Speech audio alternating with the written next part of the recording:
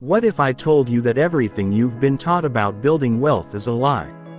What if the reason 99% of people will work until they die isn't because they're lazy or unlucky, but because they've been programmed with a financial operating system designed to keep them broke? Right now, as you're listening to this, there are people your age, with your background, maybe even with less money than you have today, who are building wealth so fast it would make your head spin. They're not smarter than you. They don't have secret connections you don't have. They simply understand something about money that you've never been taught. Here's a number that will shock you. The average person will earn $2.3 million during their lifetime. That's enough to build serious wealth. Yet 64% of Americans can't afford a $400 emergency. Something is brutally wrong with this picture. But here's what's even more disturbing. If you take the most common financial advice, save 10% of your income and invest it in index funds returning 7% annually, and you start at age 25, you'll have about $1.2 million at retirement. Sounds good, right? Wrong. That's barely enough to maintain your current lifestyle in retirement. And that's if nothing goes wrong for 40 years. While you're following this mediocre plan, there are people building $10 million, $50 million, even $100 million in net worth in the same time frame. They're not working harder than you. They're thinking differently than you. Stop right here and ask yourself this brutal question. If your current financial strategy continues for the next 20 years, where will you be? Are you building wealth or are you just working to pay bills until you die? If that question makes you uncomfortable, good. Discomfort is the beginning of change. And change is exactly what we're going to create in your financial life over the next hour. You're about to learn the wealth building system that separates the top 1% from everyone else. But I need to warn you. Once you understand how money really works, you'll never think the same way again. You'll realize that every month you've been following conventional financial advice, you've been losing thousands, maybe tens of thousands of dollars in future wealth. Chapter 1. The Wealth Delusion. Let me tell you about Sarah. Sarah is 35 years old, makes $75,000 a year, and considers herself financially responsible.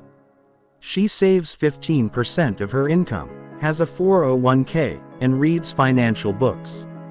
Sarah thinks she's on track for a comfortable retirement. Sarah is delusional. Here's the brutal math. At her current pace, Sarah will have about $1.40 million at age 65.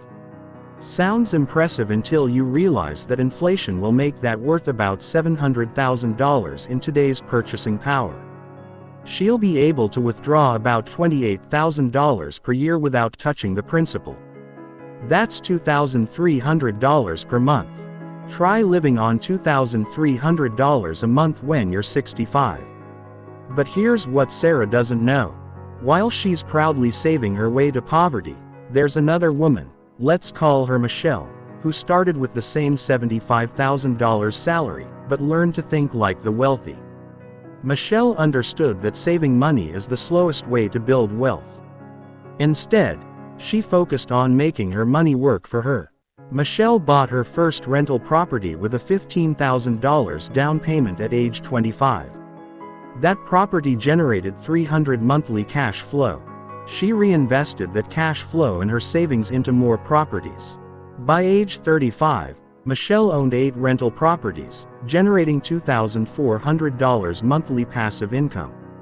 Her net worth, $1.2 million at age 35, not 65. The difference between Sarah and Michelle isn't luck, intelligence, or even starting capital. It's understanding the difference between working for money and making money work for you. Most people, like Sarah, are trapped in what I call the 3 financial lies. These lies are so deeply embedded in our culture that questioning them feels like financial heresy.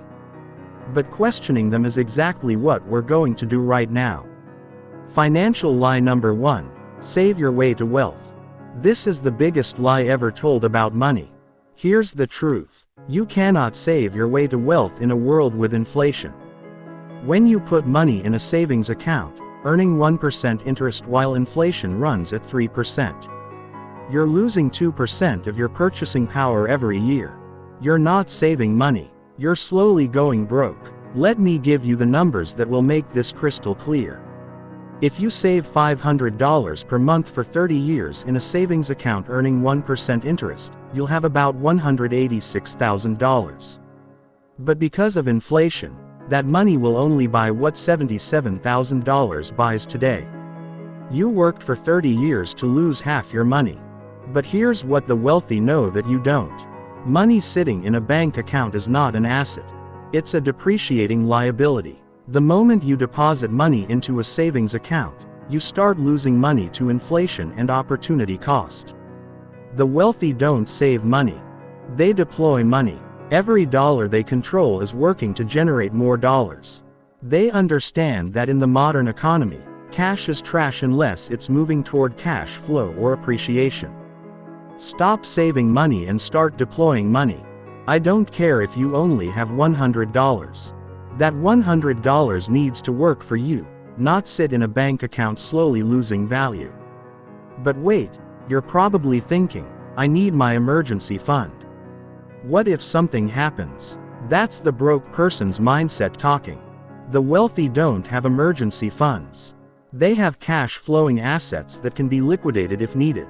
Instead of $10,000 sitting in a savings account, they might own $10,000 worth of dividend-paying stocks that generate monthly income. Financial lie number 2, work harder for more money. This lie keeps more people broke than any other financial misconception. The belief that the path to wealth is working more hours, getting more education, or climbing the corporate ladder is fundamentally flawed. Here's why this thinking is financially devastating. When you trade time for money, your income is capped by the number of hours you can work. There are only 24 hours in a day and you can't work all of them. Even if you're a brain surgeon making $500 per hour, you're still trapped in the time for money prison. The wealthy understand leverage. They don't work harder. They work smarter. They build systems, hire people, and create investments that generate money without their direct time input. Let me show you the difference with real numbers. John works 60 hours a week at his job and makes $80,000 per year. He's trading roughly 3,000 hours annually for his income. That's $2,667 per hour for every hour of his life. Meanwhile, Michael owns a small business that generates $80,000 in profit annually, but he only works 20 hours per week in the business because he's built systems and hired people. Michael is generating $76.92 per hour of actual work. But here's where it gets really interesting. Michael's business is an asset that can be sold. When he decides to retire, he can sell his business for 3 to 5 times annual profit, giving him $240,000 to $400,000. Jay's job disappears the moment he stops working. The wealthy think in terms of building assets, not trading time.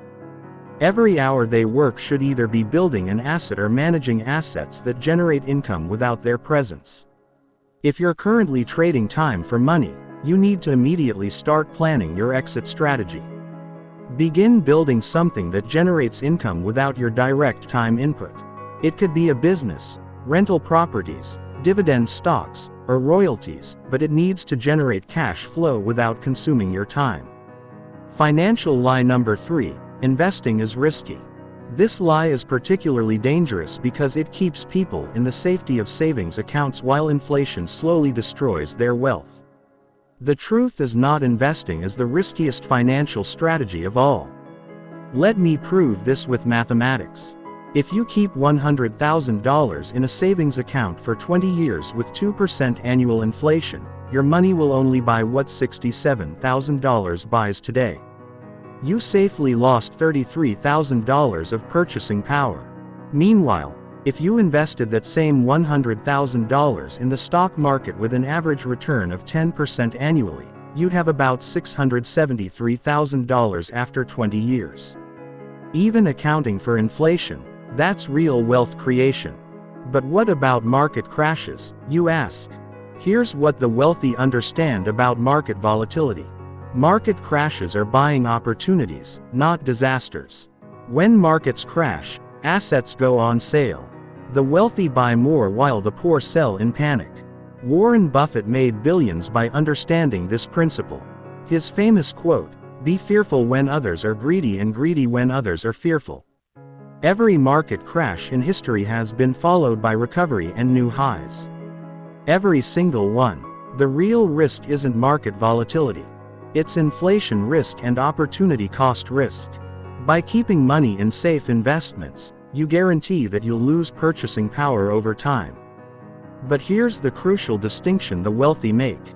They don't invest in things they don't understand. They educate themselves about investments before putting money at risk. The problem isn't that investing is risky. The problem is that most people invest ignorantly. You need to stop thinking of investing as gambling and start thinking of it as business ownership. When you buy stocks, you're buying pieces of businesses.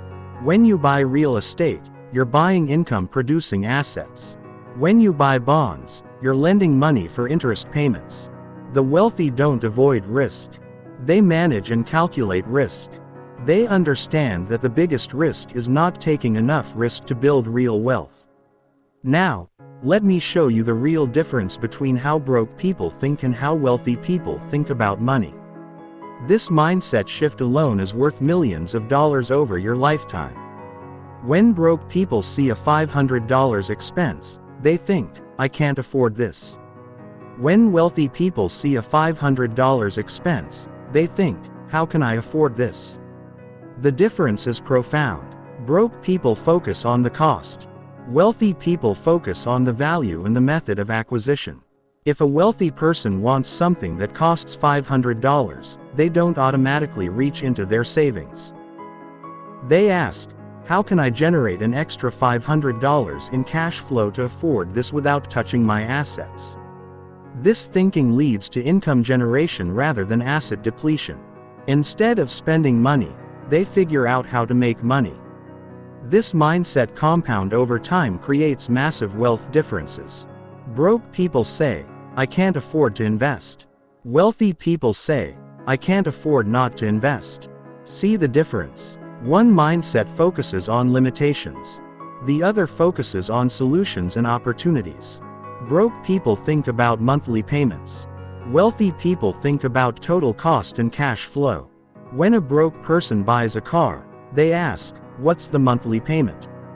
When a wealthy person buys a car, they ask, "What's the total cost including opportunity cost of the money?" Let me give you a concrete example. You want to buy a $30,000 car. The broke person thinks, "I can afford $500 per month." The wealthy person thinks, "If I invest this $30,000 at 10% annual returns instead of buying the car, I'll have $77,000 in 10 years. This car is actually costing me $77,000. This is called opportunity cost thinking, and it's how the wealthy make every financial decision. They don't just consider the immediate cost. They consider what else that money could do if deployed differently. Broke people buy liabilities and call them assets. Wealthy people buy assets that generate cash flow. Your house is not an asset unless it generates more money than it costs you. Your car is definitely not an asset unless you're using it to generate income. An asset puts money in your pocket. A liability takes money out of your pocket. It's that simple. Yet, most people spend their lives accumulating liabilities while thinking they're building wealth. Here's the wealth building hierarchy that 99% of people get backwards. Level 1. Broke people buy stuff. Level 2. Middle class people buy liabilities they think are assets. Level 3. Wealthy people buy assets that generate cash flow. Level 4. Ultra wealthy people buy assets that buy other assets. Most people never get past level 2. They buy a house, car, and fill it with stuff, thinking they're building wealth. Meanwhile, their monthly expenses are consuming all their income, leaving nothing for real wealth building. The wealthy operate at levels 3 and 4. They buy assets that generate monthly cash flow, then use that cash flow to buy more assets. This creates a compounding effect that accelerates wealth building exponentially. But here's what's even more powerful than changing your mindset about money.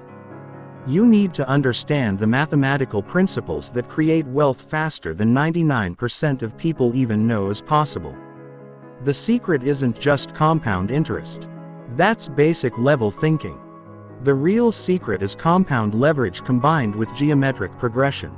Let me show you how this works. Most people understand basic compound interest. You invest $1,000, it grows to $1,100 with 10% interest. Then the $1,100 grows to $1,210 and so on. This is linear compound growth. But the wealthy use compound leverage. They don't just invest their own money. They use other people's money to multiply their returns. Here's how this changes everything. Instead of buying a $100,000 rental property with $100,000 cash, they put down $20,000 and finance $80,000. If the property appreciates 5% annually, they make $5,000 on their $20,000 investment, not their $100,000 investment.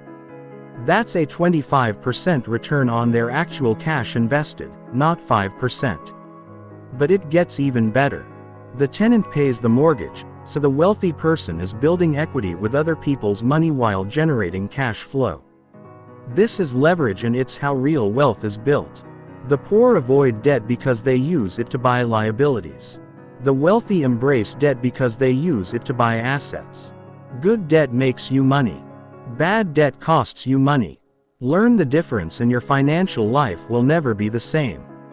Now, let me show you the compound disaster that's happening to your wealth right now and why every month you delay implementing these principles is costing you more money than you realize. If you start investing $500 per month at age 25 with 10% annual returns, you'll have $1.6 million at age 65. Start the same plan at age 35 and you'll have $610,000.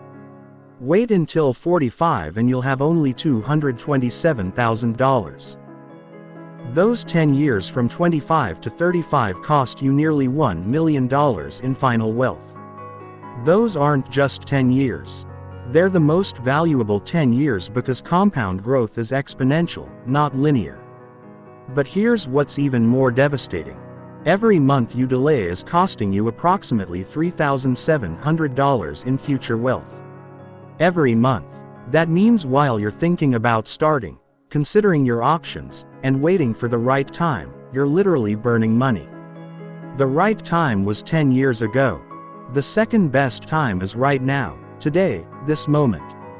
Not next month. Not when you get your tax refund. Not when you pay off your credit cards. Now, time is the most valuable ingredient in wealth building. And it's the one thing you can never get back. You can always make more money, but you can never make more time.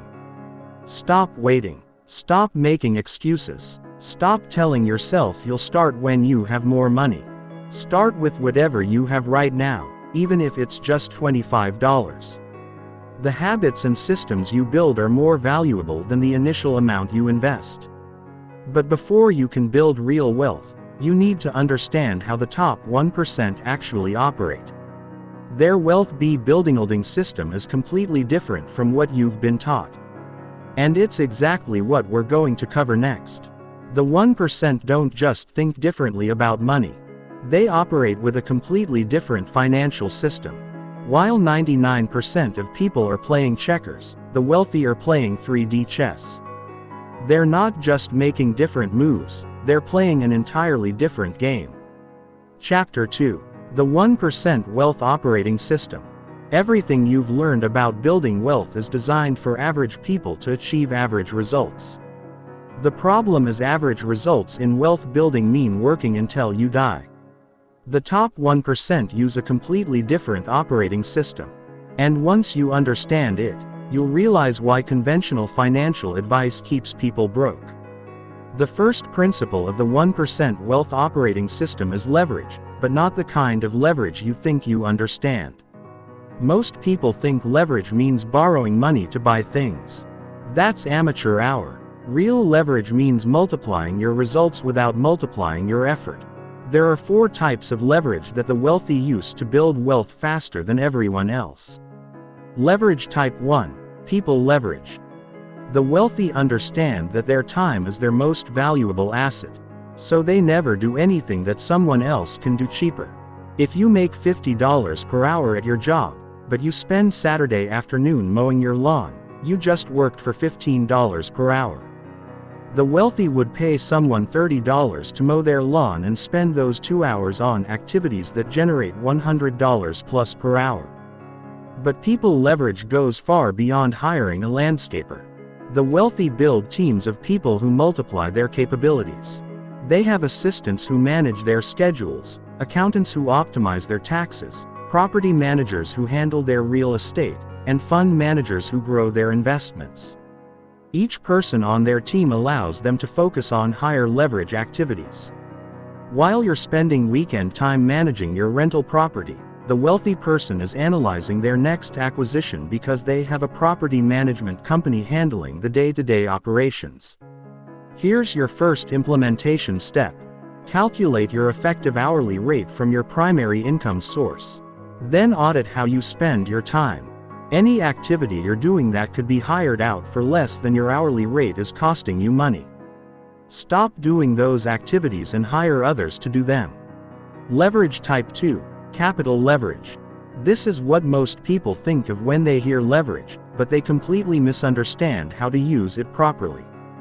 Capital leverage means using other people's money to multiply your investment capacity. The poor are afraid of debt. The middle class uses debt to buy liabilities. The wealthy use debt to buy assets. The difference is everything. When you use a mortgage to buy a rental property, you're using the bank's money to control an asset that someone else, your tenant, pays for. You put down $20,000.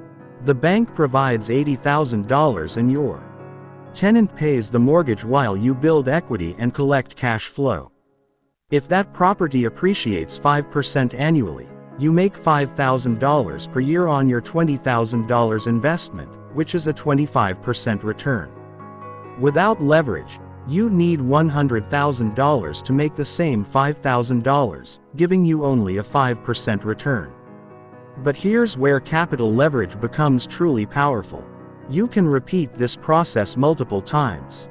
Instead of saving up $100,000 to buy one property with cash, you can use that same $100,000 as down payments on 5 properties worth $500,000 total.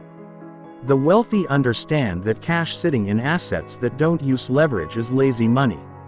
Every dollar should be working as hard as possible to generate returns. Leverage type 3. Systems leverage. This is the most overlooked form of leverage. And it's the difference between building wealth and building a second job. Systems leverage means creating processes that generate money without your direct involvement. The poor work in their investments. The wealthy work on their investments. If you own rental properties, but you're the one collecting rent, handling maintenance calls, and dealing with tenant issues, you don't own an investment. You own a job. The wealthy create systems that run without them. They use property management companies, automated rent collection, maintenance networks, and tenant screening processes. They might own 50 rental units, but spend less time managing them than most people spend managing one property. This applies to every form of wealth building. If you're actively day trading stocks, you're working a job, not building wealth. If you own a business, but it can't run without you, you own a job, not an asset. Real wealth comes from building systems that generate money while you sleep. If your wealth building strategy requires your constant attention, you're not building wealth. You're building a high-paying prison. Leverage type 4. Knowledge leverage. This is the ultimate form of leverage because knowledge compounds without limits. The wealthy invest heavily in their financial education because every piece of knowledge they gain can be applied to all their money for the rest of their lives. If you learn a tax strategy that saves you 5% annually and you apply that to $100,000, you save $5,000 per year. But as your wealth grows to $1 million, that same knowledge saves you $50,000 per year.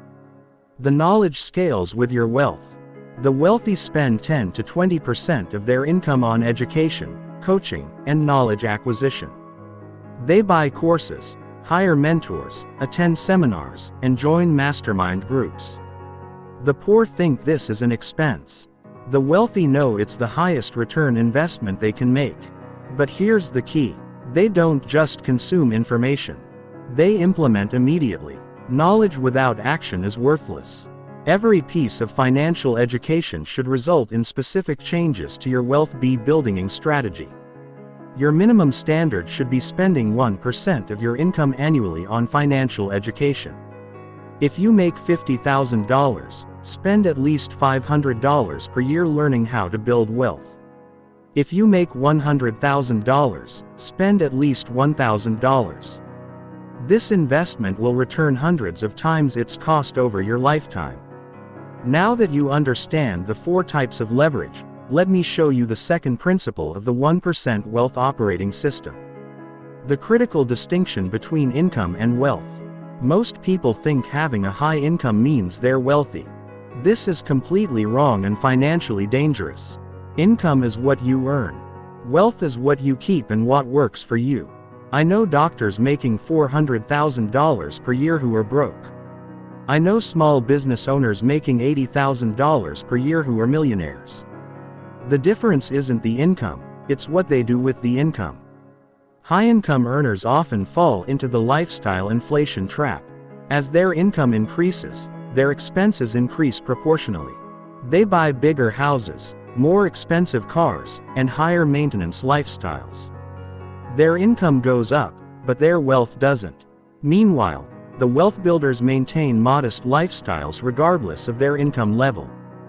They understand that every dollar spent on lifestyle is a dollar that can't be invested in wealth building assets. Here's the brutal truth. If you can't maintain your current lifestyle on 50% of your income, you're financially fragile. You might have high income, but you don't have wealth security. The wealthy follow what I call the 50-30-20 rule, but not the version you've heard. 50% of their income goes to lifestyle and necessities. 30% goes to wealth building investments. 20% goes to cash flow generating assets. Notice that 50% goes to wealth building in some form. The poor save 5 to 10% and think they're doing well. The wealthy deploy 50% of their income toward wealth building and consider anything less financial negligence. But here's what's even more important than the percentages. The wealthy think in terms of assets and liabilities, not income and expenses. An asset puts money in your pocket every month. A liability takes money out of your pocket every month. Your house is not an asset unless the rental income exceeds all expenses. Your car is definitely not an asset unless you're using it to generate income. Most people spend their lives accumulating liabilities while thinking they're building wealth. They buy houses, cars, boats, and furniture, then wonder why they never have money for investments. The wealthy do the opposite. They buy assets first, then use the cash flow from those assets to buy lifestyle items. If a wealthy person wants a $50,000 car, they don't just write a check. They buy enough assets to generate $50,000 in annual cash flow, then buy the car with the cash flow. This way, the car doesn't reduce their wealth. It's purchased with the income from their wealth. The assets continue generating money while they enjoy the lifestyle upgrade. This brings us to the third principle of the 1% wealth operating system, cash flow velocity. Most people think about money as something to save and spend. The wealthy think about money as something that should constantly be in motion, generating returns. Every dollar the wealthy control is either generating cash flow, appreciating in value, or being deployed to acquire assets that do both. Money sitting in checking accounts or low-yield savings is considered lazy money. The velocity principle means that the same dollar should generate multiple returns. For example, the wealthy might use a bank loan to buy a rental property. The property generates rental income that pays the loan and provides cash flow. The property also appreciates over time. Meanwhile, they use the tax depreciation to reduce taxes on their other income. That's $1 working in 4 different ways: loan, principal, pay own, cash flow, appreciation, and tax savings. The poor put that same dollar in a savings account and get one return, minimal interest. But velocity gets even more powerful when you understand the reinvestment multiplier.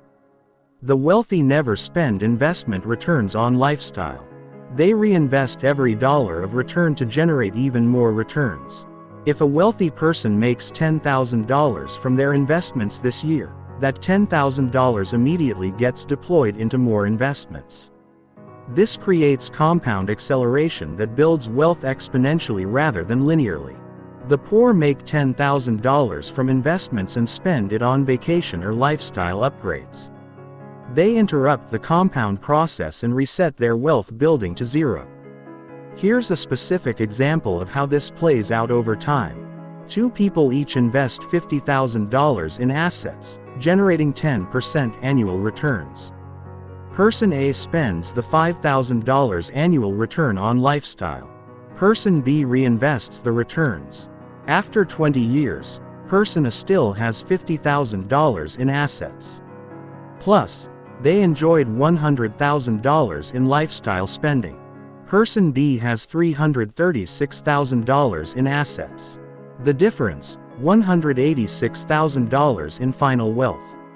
All because of the reinvestment decision. But the real difference is what happens next. Person A's assets still generate $5,000 annually. Person B's assets now generate $33,600 annually. Person B can now afford 6.7 times more lifestyle than Person A, plus their wealth continues growing.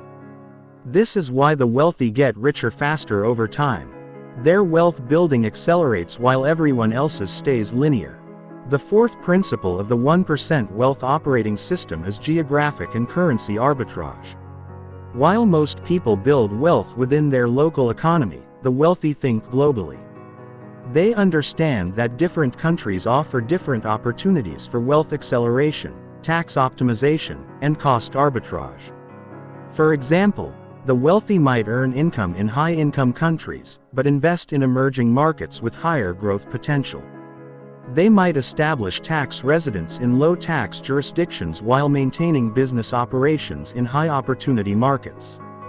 This isn't about hiding money or avoiding taxes illegally. It's about optimizing your global financial position within legal frameworks. Many countries offer legitimate tax incentives for foreign investment or residency. The wealthy also understand currency arbitrage. They might borrow money in currencies with low interest rates and invest in currencies with higher yields or in assets that appreciate faster than currency devaluation. Even if you're not ready for international strategies, you can apply this principle domestically. Real estate prices vary dramatically between markets. A wealthy person might live in an expensive city for career opportunities, but own rental properties in more affordable markets with better cash flow ratios. The key is thinking beyond your immediate geographic area when building wealth. The best opportunities might not be where you live. Now, let me show you how these principles combine to create wealth acceleration that 99% of people don't even know is possible. We're talking about mathematical wealth creation that compounds so fast it seems almost unfair. The secret is what I call compound acceleration through systematic reinvestment. It's not just compound interest, it's compound everything: income, assets, leverage, and knowledge. Here's how it works in practice. You start by buying one cash-flowing asset using leverage. That asset generates cash flow that you reinvest into a second asset. Now you have 2 assets generating cash flow that you reinvest into a third asset. But here's where it gets interesting. As your portfolio grows, your borrowing capacity increases because banks lend based on assets and income. Your growing portfolio qualifies you for larger loans at better terms. By year 5, you might be able to acquire multiple assets per year instead of one. By year 10, you might be acquiring assets every month. The acceleration becomes exponential rather than linear. This is how people go from zero to millions in 10 to 15 years, while others work 40 years and never build significant wealth. It's not about earning more money. It's about deploying money more intelligently. But before you can implement any of these strategies, you need to understand the mathematical formula that creates wealth faster than 99% of people. And that's exactly what we're covering next. Because once you see these numbers, you'll never think about money the same way again. Chapter 3: The Compound Acceleration Formula. Einstein allegedly called compound interest the eighth wonder of the world, saying, "He who understands it earns it. He who doesn't pays it." But Einstein never saw what's possible with modern wealth building strategies. What I'm about to show you makes basic compound interest look like a child's piggy bank. Most people understand compound interest at the kindergarten level. You put money in an account, it grows, then the growth grows. But that's linear thinking in an exponential world. The wealthy don't just use compound interest. They use compound acceleration across multiple vectors simultaneously. Let me show you the difference with numbers that will change how you think about money forever. Traditional compound interest: you invest $10,000 at 7% annually. After 30 years, you have $76,123. That's decent growth, but it's also pathetically slow for building real wealth. Now, watch what happens when you apply compound acceleration. Instead of investing $10,000 once, you invest $10,000 and add $500 monthly. But here's the key: every year, you increase your monthly contribution by 10% to account for income growth and inflation. After 30 years, you don't have $76,123. You have $1,427,892. But we're still thinking too small. The wealthy don't just compound their contributions. They compound their return rates through strategic asset selection and leverage. Instead of accepting 7% returns, they target 12% through real estate, business ownership, and strategic stock selection. With the same contribution schedule at 12% returns, you end up with $3,494,964 after 30 years. That's the difference between $76,123 and $3.5 million. Same starting amount, same time frame. Completely different wealth outcome. The difference is understanding compound acceleration instead of basic compound interest. But here's where it gets really interesting. The ultra-wealthy don't stop at compound acceleration. They use geometric progression through reinvestment and leverage multiplication. Here's how geometric progression works. Instead of just reinvesting returns, you use those returns to qualify for larger investments with leverage. Each successful investment increases your capacity for the next investment. Year 1, you buy a $100,000 rental property with $20,000 down. It generates $6,000 annual cash flow. Year 2, you use that cash flow plus savings to buy a $150,000 property with $30,000 down. Now you have 2 properties generating $11,000 annually. Year 3, your increased cash flow and property values allow you to buy a $200,000 property. Now you have 3 properties generating $18,000 annually. Notice how each year your capacity to acquire larger assets increases. This is geometric progression. Your wealth doesn't just compound, it accelerates its own compounding. By year 10, you might be acquiring multiple properties annually instead of one. By year 15, you might be acquiring entire apartment complexes. The progression becomes exponential. This is how people go from middle class to multi-millionaire in 15 to 20 years while others work 40 years and barely accumulate $500,000 in their 401k. But let me show you the specific numbers that prove why traditional investment advice keeps people poor. The conventional wisdom says invest in index funds returning 7 to 10% annually. That's amateur hour. Let me show you what 15% annual returns do to your wealth building and how to achieve those returns legally and safely. A $500 monthly investment at 7% annual returns gives you $1.37 million after 30 years. The same investment at 15% annual returns gives you $6.8 million. That's not twice as much. It's 5 times as much. But here's the shocking part. 15% annual returns aren't unrealistic or risky. They are what smart real estate investors, business owners, and strategic stock investors achieve consistently. How do you get 15% returns? Simple. You stop thinking like an investor and start thinking like a business owner. When you buy rental real estate with leverage, you're not just getting appreciation and cash flow. You're getting loan principal pay-own, tax benefits, and leverage multiplication. Add these together, and 15% total returns are conservative. Here's a real example. You buy a $200,000 rental property with $40,000 down.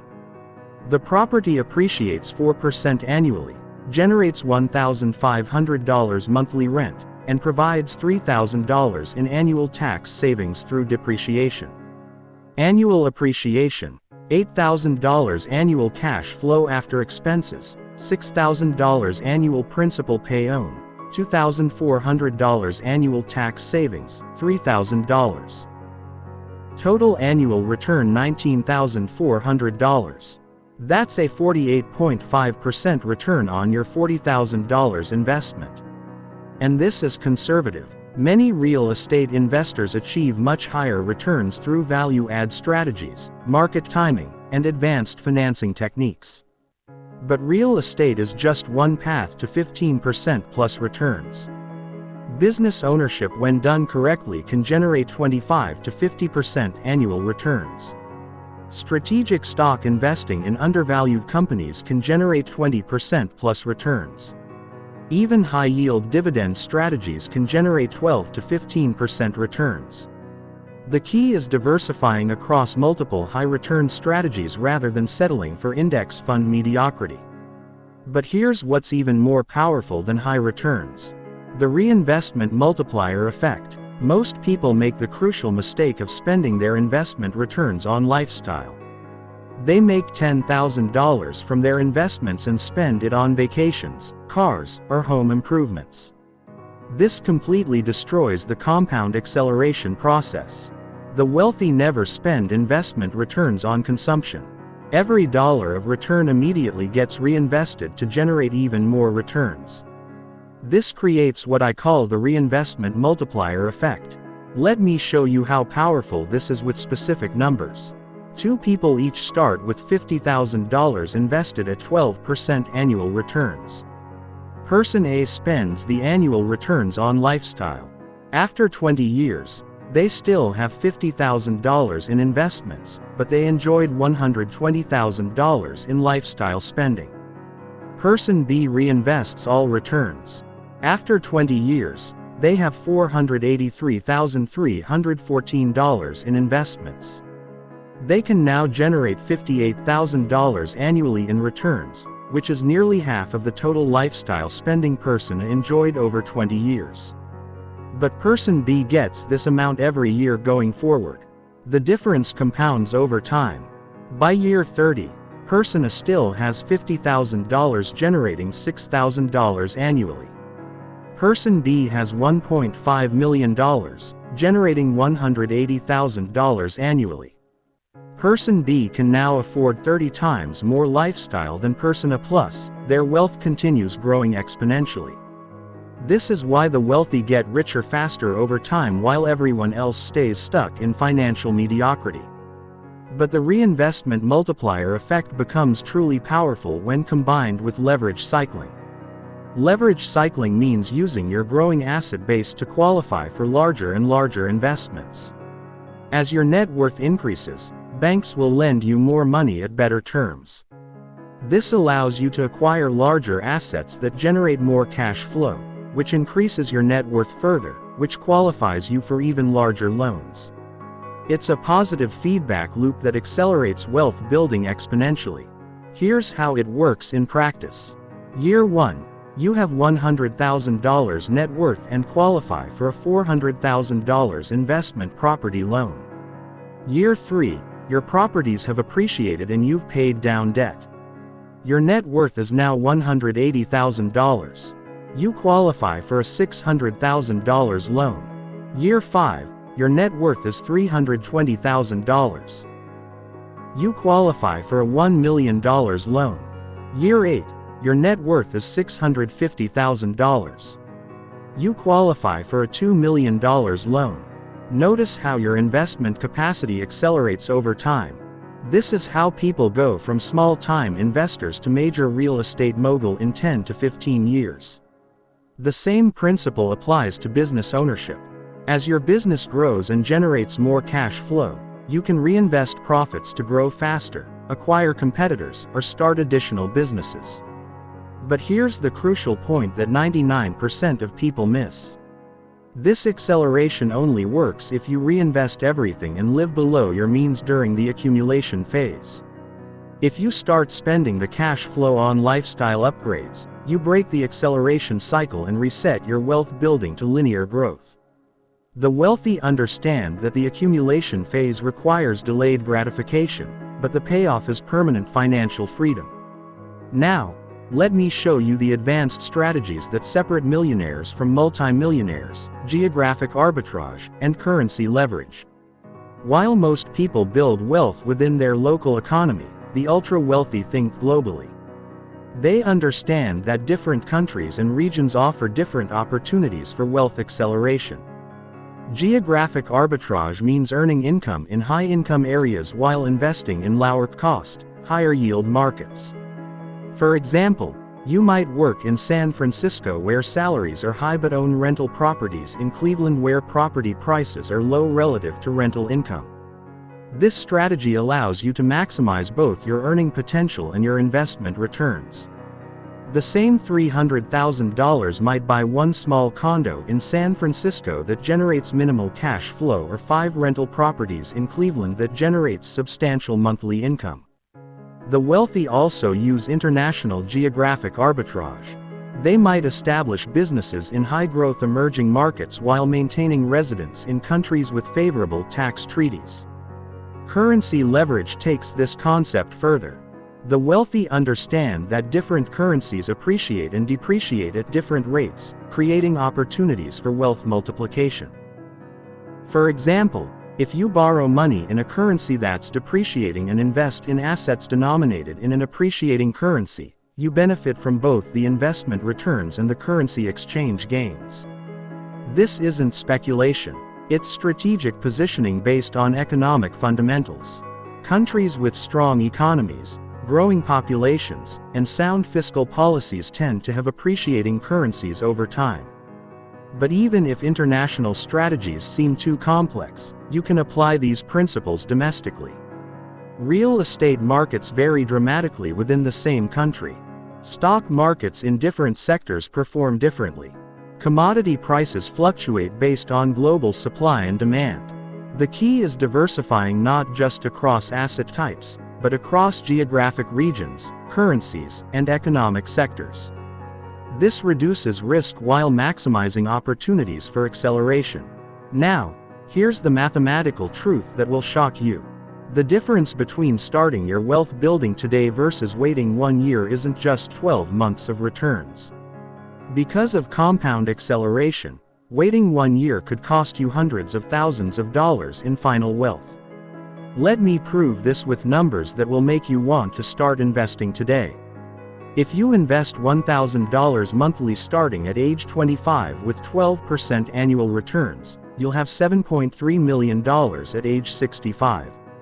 If you wait just 1 year and start at age 26, you'll have $6.4 million at age 65. That 1 year of delay cost you $900,000 in final wealth. 1 year equals nearly $1 million in opportunity cost. Wait 5 years and start at age 30, you'll have $4.2 million. Those 5 years cost you $3.1 million. Wait 10 years and start at age 35, you'll have $2.4 million. Those 10 years cost you $4.9 million. This is why every month you delay is financial negligence. You're not just missing this month's returns, you're missing decades of compound acceleration on this month's investment. The wealthy understand this mathematically. That's why they invest immediately when they identify opportunities rather than waiting for perfect conditions. Perfect conditions never come, but compound time keeps running. Stop waiting for more money, more knowledge, or better market conditions. Start with whatever you have right now, even if it's just $100. The habits and systems you build are more valuable than the initial investment amount, but starting is just the beginning. Building sustainable wealth requires systems that automate your success and remove the possibility of failure. And that's exactly what we're covering next. Chapter 4: The Systems Revolution.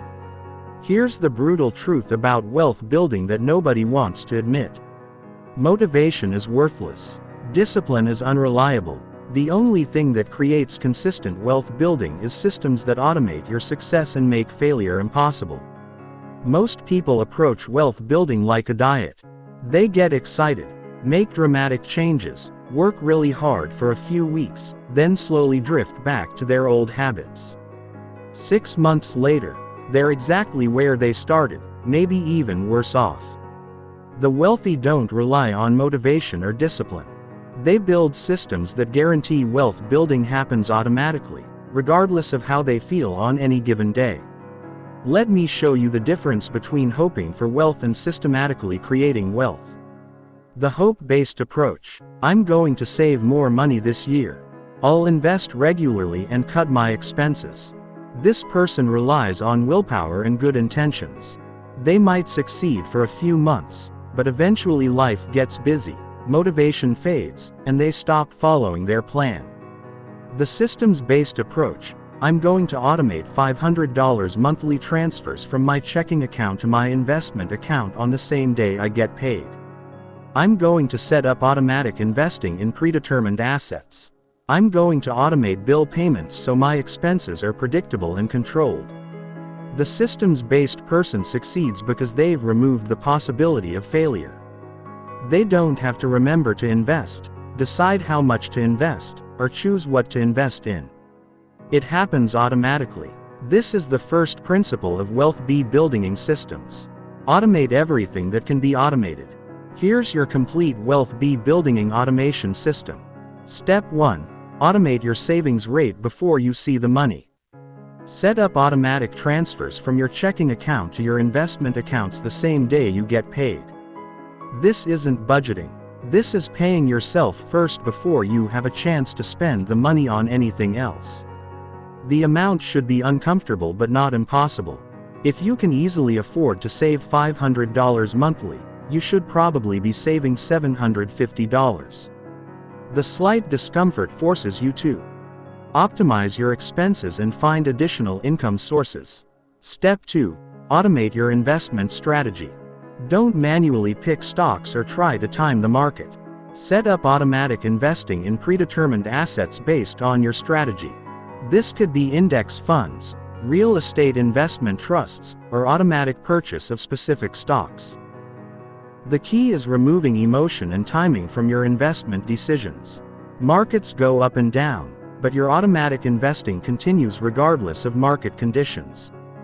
This is called dollar cost averaging, and it's one of the most powerful wealth building strategies ever created. Step 3.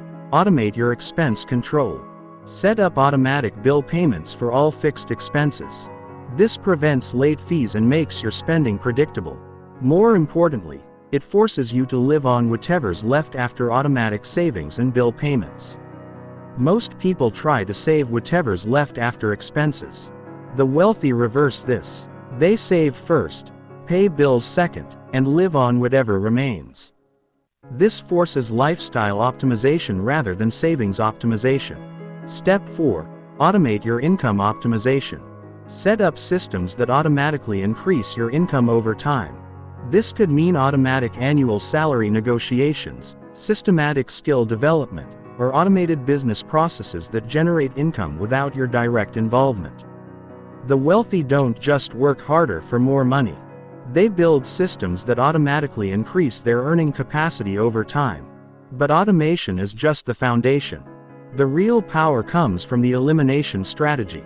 Most people try to budget their way to wealth. They track every expense, categorize their spending, and try to optimize their budget. This is amateur hour. The wealthy don't budget, they eliminate. Here's the difference. Budgeting tries to control spending. Elimination removes the possibility of spending on wealth-destroying activities. Instead of budgeting $200 monthly for restaurants, eliminate restaurant spending except for special occasions. Instead of budgeting $100 monthly for entertainment subscriptions, eliminate all but one essential service. Instead of budgeting $300 monthly for clothes, eliminate shopping except for necessary replacements. This isn't about living like a monk. It's about being intentional with every dollar. Every dollar you spend on lifestyle is a dollar that can't generate wealth for you. Let me show you the real cost of small expenses that destroy wealth building. A $5 daily coffee habit costs $1,825 annually. If you invested that money at 10% annual returns for 30 years, you'd have $300,000. Your daily coffee is actually costing you $300,000 in lifetime wealth. A $50 monthly gym membership you don't use costs $600 annually. Invested at 10% for 30 years, that's $98,000 in lifetime wealth. A $200 monthly car payment instead of driving a paid-off car costs $2,400 annually. Invested at 10% for 30 years. That's $393,000 in lifetime wealth. These aren't just monthly expenses. They're wealth destroyers. Every recurring expense that doesn't directly contribute to your income or essential well-being is stealing from your future financial freedom. The elimination strategy means cutting ruthlessly and investing the difference. You'd rather be wealthy than comfortable. You'd rather have financial freedom than lifestyle convenience. But elimination only works if you simultaneously implement the income acceleration system. The poor focus on cutting expenses. The middle class focuses on budgeting expenses. The wealthy focus on increasing income while maintaining fixed expenses. This creates an expanding gap between income and expenses that gets automatically invested. Here's your income acceleration system. Phase 1. Optimize your current income source. If you're employed, this means becoming more valuable in your current role. Learn high-leverage skills that directly impact business results. Document your contributions in quantifiable terms. Negotiate salary increases based on value creation, not tenure or need. The goal is increasing your income by 20 to 30% within 12 months through strategic value creation. This isn't about working longer hours. It's about working on activities that generate exponentially more value. Phase 2. Develop secondary income sources. This could be freelancing your existing skills, starting a side business, or creating passive income streams. The key is building income sources that don't require trading more time for money. Examples include consulting in your area of expertise, creating digital products that sell automatically, building affiliate marketing systems, or investing in dividend-paying assets. The goal is generating an additional $1,000 to $2,000 monthly within 12 months. This completely changes your wealth-building capacity. Phase 3. Build scalable income systems. This means transitioning from trading time for money to building systems that generate income without your direct involvement. This could be businesses, rental properties, royalties, or investment portfolios. The goal is building income sources that grow automatically over time and eventually replace your employment income. Most people never get past phase 1. They optimize their job income but never build additional income sources. This keeps them dependent on employment and limits their wealth building potential. The wealthy master all three phases simultaneously. They optimize their primary income while building secondary income sources and scalable systems. This creates multiple streams of income that compound and accelerate over time. But income acceleration only works if you implement the investment automation matrix. Most people invest randomly. They put money in their 401k, maybe buy some stocks, and hope for the best. This is financial amateur hour. The wealthy use systematic investment strategies that optimize for returns, taxes, and liquidity simultaneously. Here's your investment automation matrix. Tier 1 tax-advantaged retirement accounts. Maximize contributions to 401k IRA and other tax-advantaged accounts. This isn't because these are the best investments, but because the tax benefits create immediate returns. A $6,000 contribution to a traditional IRA might save you $1,500 in taxes if you're in the 25% tax bracket. That's an immediate 25% return before any investment growth. But don't just contribute to these accounts. Optimize the investments within them. Most people leave their 401k money in low-return bond funds or conservative allocation funds. Aggressive growth investments belong in tax-advantaged accounts because you won't pay taxes on the growth until withdrawal. Tier 2 taxable investment accounts. This is where you build wealth beyond retirement account limits. Focus on tax-efficient investments like index funds, growth stocks that don't pay dividends, and assets that qualify for long-term capital gains treatment.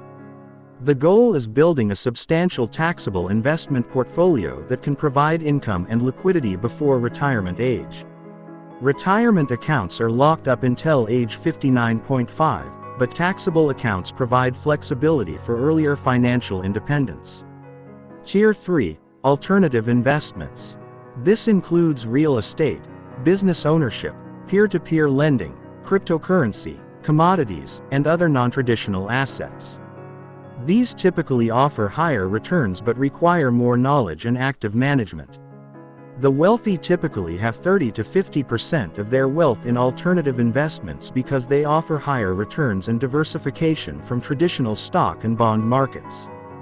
Tier 4 speculative investments. This is play money invested in high-risk, high-reward opportunities.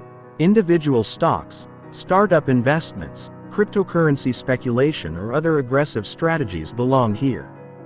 This should never be more than 5 to 10% of your total investment portfolio, but it provides exposure to potential exponential returns that can accelerate wealth building dramatically. The key is systematically building all four tiers simultaneously rather than focusing on just one. Most people put everything in Tier 1 retirement accounts and wonder why their wealth building is slow. But here's the automation secret that separates the wealthy from everyone else. They use automatic rebalancing and tax loss harvesting to optimize their returns continuously. Automatic rebalancing means selling investments that have performed well and buying investments that have underperformed to maintain your target allocation. This forces you to buy low and sell high automatically. Tax loss harvesting means selling investments that have declined in value to generate tax losses that offset gains from successful investments. This reduces your tax liability and increases your after-tax returns. These strategies can add 1 to 2% annually to your investment returns, which compounds to hundreds of thousands of dollars over decades. Yet most people never implement them because they seem complex or they try to manage everything manually. The wealthy automate these strategies through sophisticated investment platforms or financial advisors who handle the optimization automatically. Now, let me show you the tracking and optimization system that ensures your wealth building stays on track and accelerates over time. The wealthy don't just invest and hope for the best. They track specific metrics that predict long-term wealth building success and make adjustments based on data, not emotions. Here are the 5 metrics that predict wealth building success. Metric 1. Savings rate. This is the percentage of your income that gets invested rather than spent on lifestyle. The wealthy typically maintain savings rates of 30 to 50% while most people save less than 10%. Your savings rate is the single biggest predictor of how quickly you'll achieve financial independence.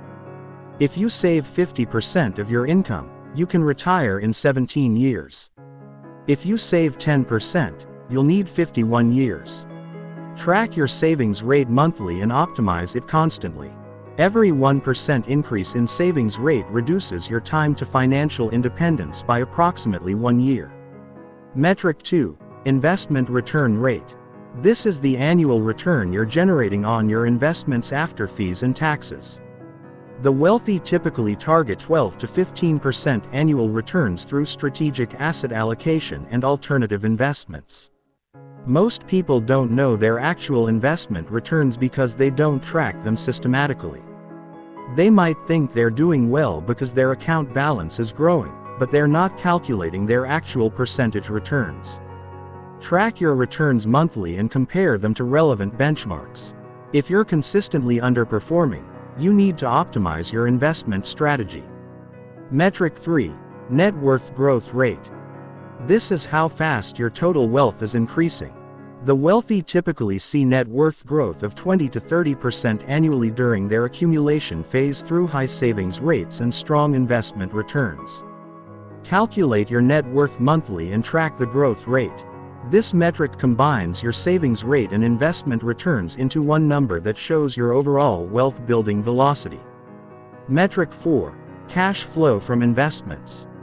This is how much monthly income your investments generate without touching the principal. The wealthy focus on building investments that provide cash flow, not just appreciation. Track your investment cash flow monthly and reinvest it systematically. The goal is building enough investment cash flow to cover all your living expenses, which is the definition of financial independence. Metric 5. Time to financial independence. This is how many years until your investment cash flow equals your living expenses. Based on your current savings rate and investment returns, you can calculate exactly when you'll achieve financial independence. The wealthy use this metric to make strategic decisions about career changes, lifestyle optimization, and investment strategies. They know exactly when they'll have enough wealth to make work optional. Track this metric monthly and optimize your strategy to reduce the timeline constantly. Every improvement in savings rate or investment returns dramatically reduces your time to financial independence. But tracking metrics is worthless without the optimization mindset. The wealthy constantly experiment with new strategies, test different approaches, and optimize their systems based on results. They treat wealth building like a business, measure everything, test improvements, scale what works, and eliminate what doesn't. They never get emotionally attached to specific strategies if better options become available. This brings us to the final component of wealth building systems, environmental design. Your environment is either supporting your wealth building or sabotaging it. The wealthy design their physical, social, and information environments to automatically support their financial goals. Physical environment design means removing temptations and adding wealth building cues. This could mean deleting shopping apps from your phone, unsubscribing from retailer email lists, or setting up a dedicated space for financial planning and investment research. Social environment design means surrounding yourself with people who support your wealth building goals. The people you spend time with will either encourage your financial discipline or undermine it through lifestyle pressure and consumption messaging. Information environment design means consuming content that reinforces wealth building principles rather than consumption messaging. This means reading financial books instead of lifestyle magazines, listening to investment podcasts instead of entertainment shows, and following wealthy mentors instead of lifestyle influencers. Your environment shapes your decisions automatically. If your environment is optimized for wealth building, you'll make wealth building decisions without conscious effort. If your environment is optimized for consumption, you'll make spending decisions without realizing it. The wealthy understand this and design every aspect of their environment to support their financial goals automatically. But even the best systems are worthless if you don't understand the psychological forces that either accelerate wealth building or destroy it completely. The biggest enemy of wealth building isn't market crashes or economic recessions. It's your own mind. And that's exactly what we need to address next. Chapter 5: The Psychology of Wealth. Here's the truth that will shock you. The biggest obstacle to building wealth isn't lack of money, lack of opportunities, or even lack of knowledge. It's the invisible programming in your subconscious mind that's designed to keep you broke. Right now, as you're listening to this, your subconscious mind is running financial programs that were installed when you were a child. These programs control every financial decision you make. And for 99% of people, these programs guarantee financial failure. If your parents struggled with money, you probably have subconscious programs that say money is hard to come by or rich people are greedy. If you grew up hearing money doesn't grow on trees, or we can't afford that, your subconscious learned that scarcity is normal and abundance is impossible. These aren't conscious beliefs you can simply decide to change. They're deep psychological programs that operate below your awareness, sabotaging your wealth building efforts, even when you consciously want to succeed. Let me prove this to you. Have you ever had more money than usual? Maybe from a bonus or tax refund, and somehow found a way to spend it all? Have you ever been close to a financial breakthrough, then suddenly made a series of bad decisions that reset your progress? Have you ever felt guilty or uncomfortable when you have significantly more money than people around you? These are your subconscious wealth programs in action. They're designed to keep you at your financial comfort level, which was programmed during childhood based on your family's financial situation and beliefs about money. The wealthy understand this psychological reality and actively reprogram their subconscious minds for wealth building. They don't just learn investment strategies. They rewire their entire relationship with money at the deepest psychological level. Here's how to identify and destroy the limiting beliefs that are sabotaging your wealth building right now. The first step is awareness. You need to identify the specific beliefs and programs that are running your financial life. Most people have never done this consciously, which is why they keep repeating the same financial patterns year after year. Ask yourself these questions and write down the first answers that come to mind without filtering or editing. What do I really believe about wealthy people? Are they lucky, greedy, corrupt, or deserving? What do I believe about money itself? Is it evil, scarce, difficult to earn, or easy to lose? What do I believe about my own worthiness for wealth? Do I deserve financial abundance, or should I be satisfied with enough? What do I believe about the relationship between money and happiness? Does money corrupt people, or does it amplify who they already are? What do I believe about work and money? Is money only earned through hard work, or can it be generated through systems and investments? Your immediate unfiltered answers reveal your subconscious programming. These beliefs control your financial behavior more than any conscious strategy or plan. Most people have devastating beliefs like money is the root of all evil. This programs your subconscious to reject wealth as morally wrong. Rich people are greedy and selfish. This creates internal conflict about becoming wealthy yourself. Money doesn't buy happiness. This programs your subconscious to prioritize everything except wealth building. I don't deserve to be wealthy. This creates subconscious self-sabotage whenever you start building wealth. Making money requires sacrificing your values. This creates resistance to wealth building activities. Every one of these beliefs guarantees financial failure because your subconscious will sabotage any conscious effort to build wealth that conflicts with these deep programs. But here's the powerful truth. These beliefs aren't facts. They're just mental programs that can be changed. The wealthy have different mental programs that automatically support wealth building. Money is a tool that amplifies your ability to contribute value. Wealthy people become wealthy by solving problems and creating value for others. Money provides freedom, security, and the ability to help others. I deserve abundance because I create value and help others succeed. Building wealth allows me to live according to my highest values and make a bigger impact. These wealth-building beliefs create psychological alignment between your conscious goals and subconscious programming. When your subconscious supports your wealth-building efforts instead of sabotaging them, everything changes. But changing beliefs requires more than just positive thinking or affirmations. You need to reprogram your subconscious mind using the same mechanisms that installed the limiting beliefs in the first place. Here's the subconscious reprogramming system that wealthy people use to install millionaire mindset programming. Step 1. Evidence collection. Your subconscious believes what it sees repeatedly. Find examples of wealthy people who contradict your limiting beliefs about money. Study billionaires who are philanthropists, entrepreneurs who build wealth by solving important problems, investors who create value for everyone involved in their transactions. The goal is flooding your subconscious with evidence that contradicts your limiting beliefs and supports your new wealth-building beliefs. Step 2. Identity shift. Stop thinking of yourself as someone who struggles with money and start thinking of yourself as someone who builds wealth. This isn't fake it until you make it.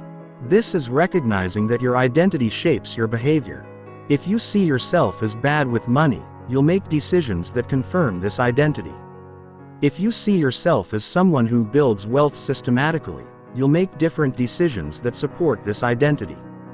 Change your internal language. Instead of "I can't afford this yet," say "This isn't a priority for my wealth building right now." Instead of "I'm broke," say "I'm in the wealth-building phase." Instead of "Rich people are lucky," say "Wealthy people use different strategies than I'm currently using." Step 3. Visualization programming. Your subconscious can't distinguish between vividly imagined experiences and real experiences. Spend 10 to 15 minutes daily visualizing yourself successfully building and managing wealth. See yourself confidently making investment decisions, managing multiple income streams, and enjoying the freedom that wealth provides. Make these visualizations as detailed and emotionally engaging as possible. The key is visualizing the process of building wealth, not just the end result. See yourself systematically saving money, making smart investment decisions, and building cash-flowing assets. This programs your subconscious to recognize wealth-building activities as normal and natural. Step 4. Social environment optimization. Your subconscious is constantly being programmed by the people around you. If you spend time with people who have limiting beliefs about money, those beliefs will reinforce your own limiting programs. Start spending more time with people who have healthy relationships with money and successful wealth-building habits. This could be through books, podcasts, online communities, or local investment groups. Your social environment should reinforce your wealth-building goals, not undermine them with limitation thinking and consumption pressure, but reprogramming your subconscious is just the foundation. The wealthy also master what I call rich person daily mental diet. Every piece of information you consume is either programming your mind for wealth-building or consumption. The wealthy are extremely selective about what they allow into their mental environment. Instead of reading lifestyle magazines that promote consumption, they read financial publications that discuss wealth-building strategies. Instead of watching entertainment that glorifies spending, they consume educational content about business, investing, and personal development. Instead of following social media accounts that promote lifestyle inflation, they follow investors, entrepreneurs, and wealth builders who share practical strategies and mindset principles. Your mental diet shapes your financial behavior automatically. If you're constantly exposed to consumption messaging, you'll make consumption decisions. If you're constantly exposed to wealth-building content, you'll make wealth-building decisions. Audit your current mental diet honestly. What percentage of your information consumption supports wealth-building versus consumption? What messages are you receiving about money, success, and financial goals? Then optimize ruthlessly. Unfollow social media accounts that promote consumption. Unsubscribe from email lists that encourage spending. Stop reading publications that focus on lifestyle rather than wealth building. Replace consumption content with wealth building education. Read books about investing, business building, and financial strategy. Listen to podcasts featuring successful investors and entrepreneurs. Follow people who share practical wealth building advice rather than lifestyle inspiration. This mental diet optimization compounds over time. After 6 months of consuming primarily wealth-building content, your automatic thoughts and decisions will be dramatically different. You'll naturally think about investment opportunities instead of spending opportunities. But the most important psychological shift is understanding the difference between scarcity thinking and abundance thinking. Scarcity thinking focuses on what you don't have and what you might lose. People with scarcity thinking hoard money out of fear, avoid investments because of risk, and make decisions based on protecting what they have rather than growing what they have. Abundance thinking focuses on opportunities, growth, and value creation. People with abundance thinking invest confidently because they understand that value creation generates wealth. Take calculated risks because they know that avoiding risk is the biggest risk and make decisions based on maximizing long-term wealth rather than protecting short-term security. The difference shows up in every financial decision. Scarcity. I can't afford to lose this money in investments. Abundance. I can't afford not to invest this money for growth. Scarcity. I need to save money in case something bad happens. Abundance. I need to invest money so good things can happen. Scarcity. Rich people are lucky or corrupt. Abundance. Wealthy people understand strategies I can learn. Scarcity. There's not enough wealth to go around. Abundance. Wealth is created through value creation. And there's unlimited potential for value creation. Abundance thinking isn't naive optimism. It's strategic optimism based on understanding how wealth is actually created. Wealth comes from solving problems, creating value, and building systems that serve others. There's unlimited potential for problem solving and value creation, which means there's unlimited potential for wealth creation. The wealthy understand that wealth isn't a zero-sum game. When someone becomes wealthy by creating value, they make everyone else better off, too. Every successful business creates value for customers, employees, suppliers, and investors simultaneously. This abundance understanding eliminates the guilt and resistance that sabotage most people's wealth building efforts. Instead of feeling guilty about building wealth, you feel excited about the value you're creating and the problems you're solving. But abundance thinking only works if you combine it with intelligent risk management. The poor avoid all risk and guarantee mediocre results. The middle class takes uninformed risks and often lose money. The wealthy take calculated risks based on knowledge, preparation, and strategic thinking. Here's the wealthy person's risk assessment framework. First, they distinguish between intelligent risk and gambling. Intelligent risk involves situations where you have knowledge, preparation, and some control over outcomes. Gambling involves situations where outcomes are purely random or based on factors you can influence. Investing in real estate after studying markets, analyzing properties, and understanding financing is intelligent risk. Buying lottery tickets or speculating on meme stocks is gambling. Second, they never risk money they can't afford to lose on any single investment. Even intelligent risks sometimes don't work out, so position sizing is crucial. The wealthy never put more than 5 to 10% of their wealth into any single speculative investment. Third, they focus on asymmetric risk-reward ratios. They look for investments where the potential upside is much larger than the potential downside. If an investment might lose 50% but could gain 500%. And they have good reasons to believe success is more likely than failure. That's an asymmetric opportunity worth taking. Fourth, they hedge their risks through diversification and insurance. Instead of avoiding risk completely, they manage risk through spreading investments across different asset classes, geographic regions, and economic sectors.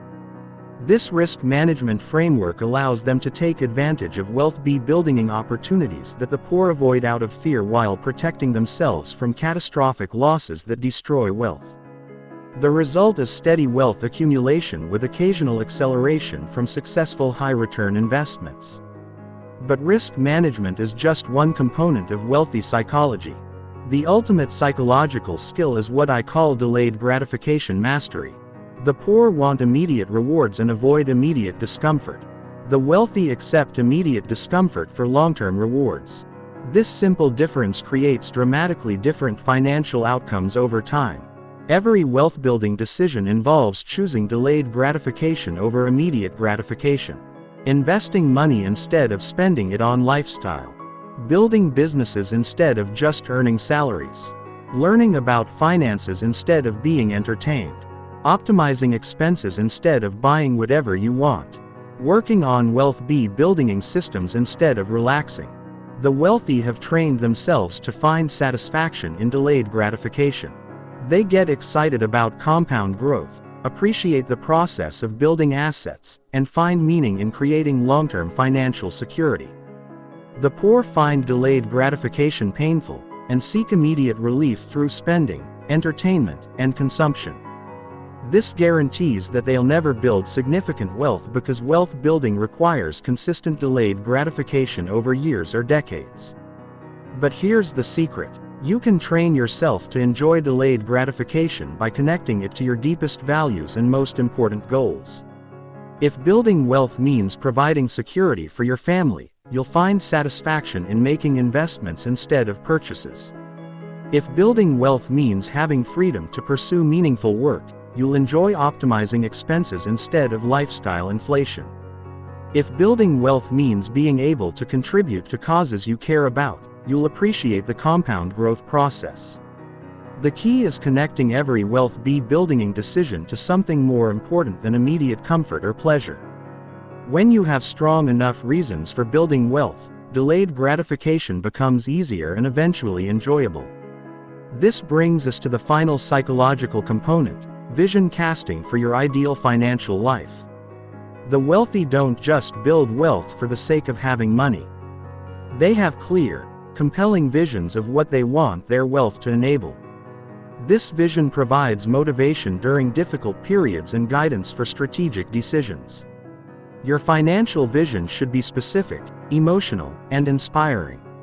Instead of "I want to be rich," create detailed pictures of what your life looks like when you achieve financial independence. What does your ideal day look like when money is no longer a limitation? Where do you live? What do you do with your time? How do you contribute to others? What problems are you solving? What experiences are you enjoying? What legacy are you creating? The more detailed and emotionally engaging your vision, the more power it has to drive your daily decisions and sustain your motivation during challenging periods. Write out your financial vision in detail and review it regularly. This programs your subconscious mind to recognize opportunities and make decisions that align with your long-term vision rather than short-term impulses. But psychology is just the foundation. To build serious wealth, you need to understand the advanced strategies that only the top 1% use. These are the wealth building techniques that can accelerate your progress from decades to years, and they're exactly what we're covering next. Chapter 6: Advanced Wealth Strategies. Everything you've learned so far is powerful, but it's still basic level wealth building compared to what the ultra-wealthy actually do.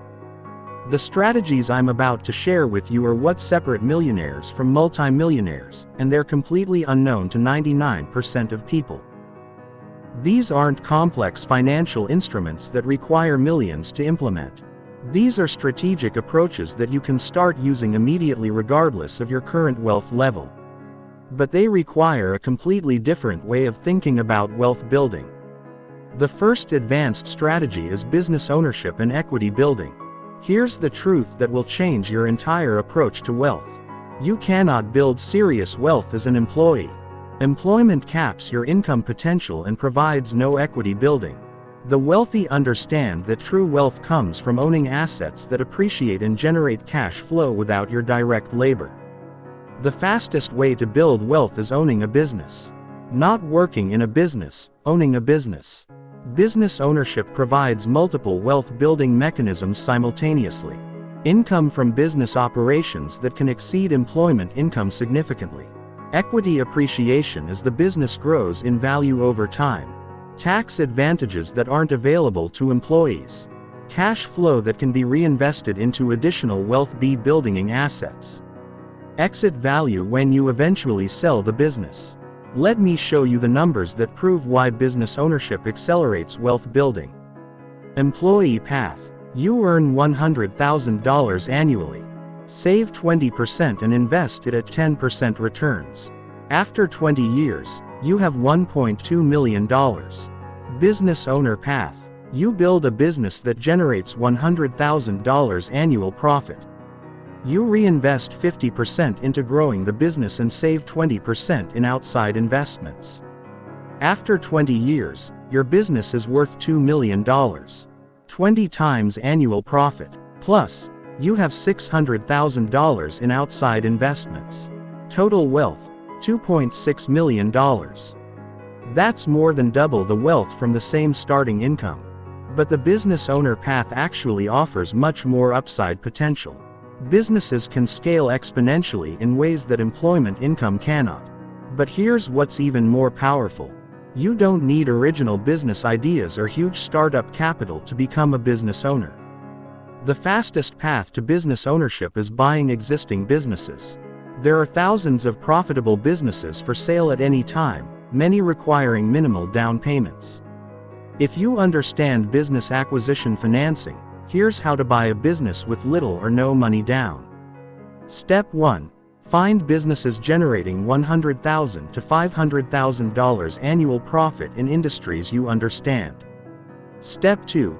Analyze the business financials to verify profitability and identify improvement opportunities. Step 3.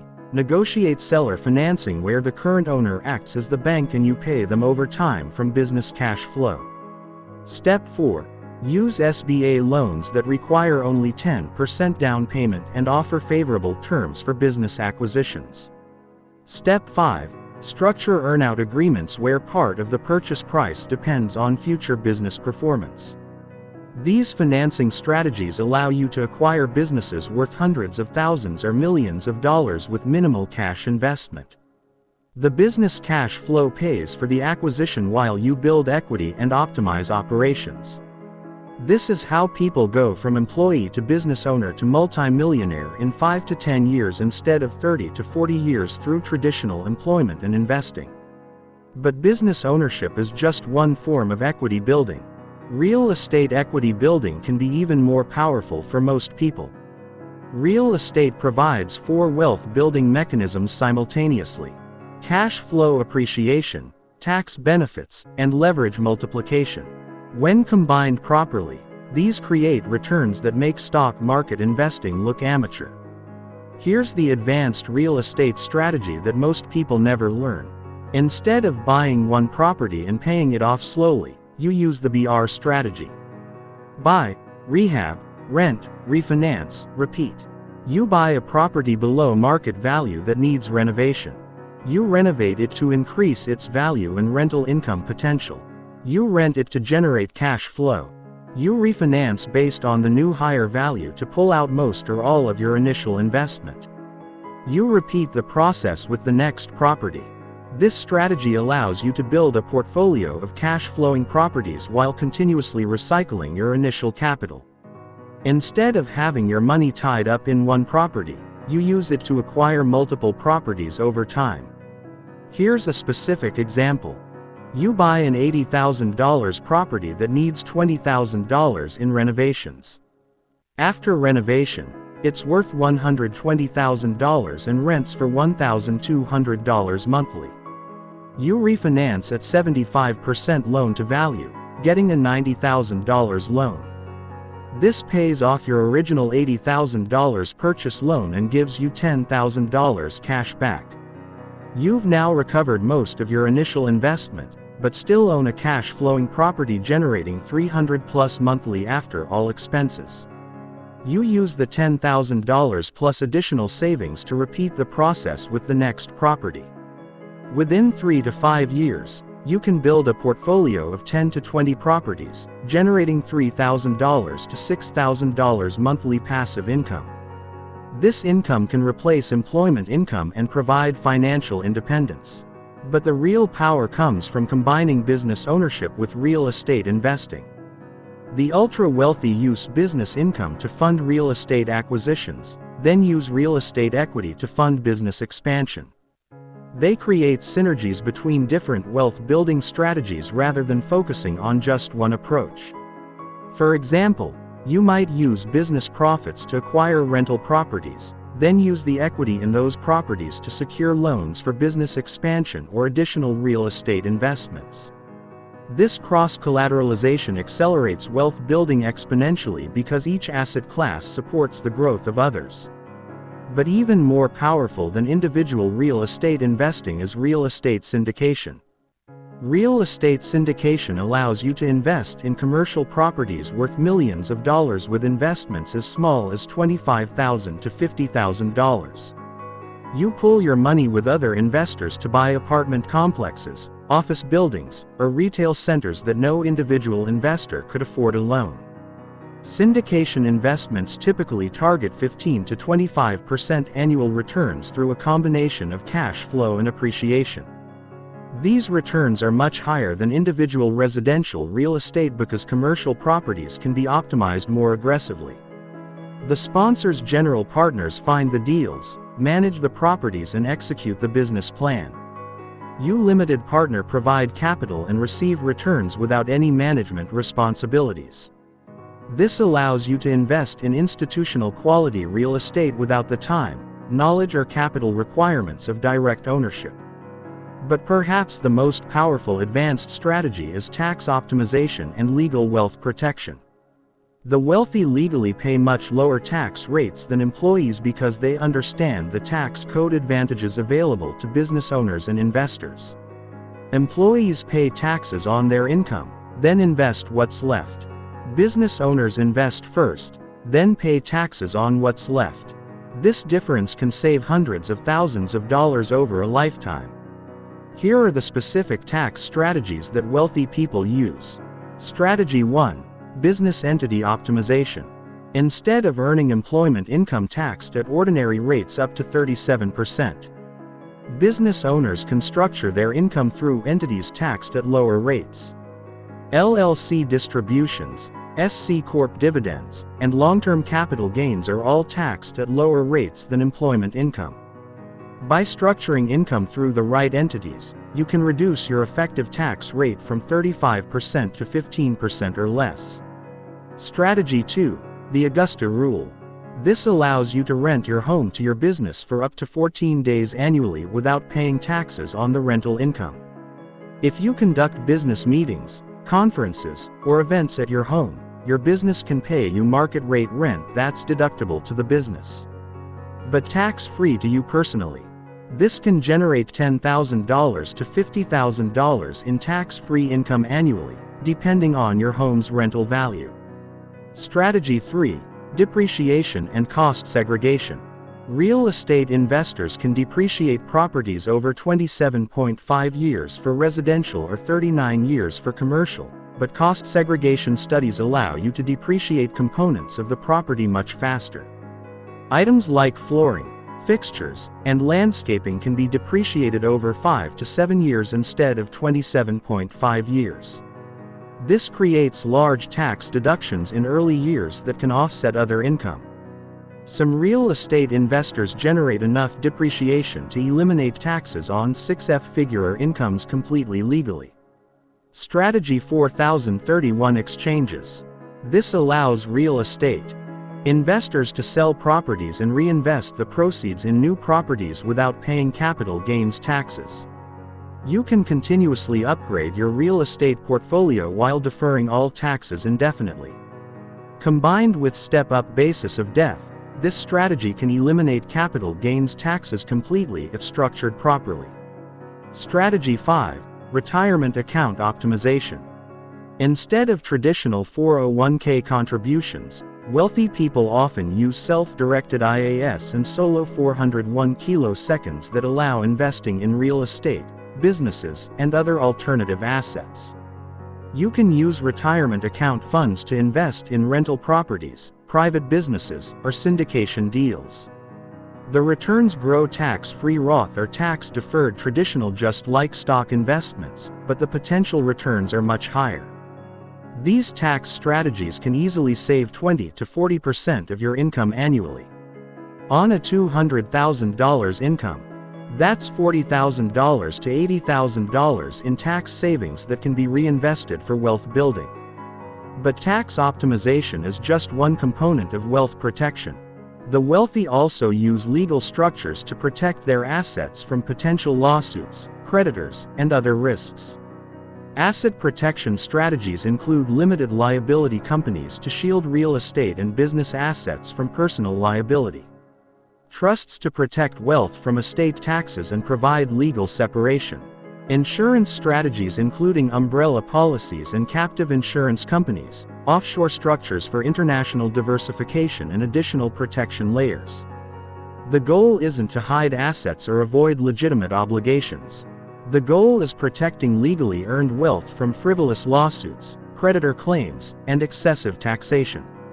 As your wealth grows, protection becomes increasingly important because you become a more attractive target for litigation and regulatory changes. But the ultimate advanced strategy is creating multiple streams of cash flow that compound and reinforce each other. The poor have one income source, their job. The middle class might have a job plus some investment income. The wealthy have multiple income streams that grow independently and support each other's growth. These income streams might include business income from companies you own, rental income from real estate properties, dividend income from stock portfolios, royalty income from intellectual property, interest income from lending or bonds, capital gains from asset appreciation. Each income stream provides diversification and compounds the others. Business income funds, real estate acquisitions, real estate equity funds, business expansion. Investment dividends supplement other income streams. The goal is building enough total cash flow to cover all living expenses while continuing to reinvest for growth. Once your investment cash flow exceeds your expenses, you've achieved financial independence. But most people never get close to this level because they don't understand the execution and implementation systems that turn knowledge into results. And that's exactly what we need to cover next, because all the strategies in the world are worthless without proper execution. Chapter 7: The Execution Blueprint.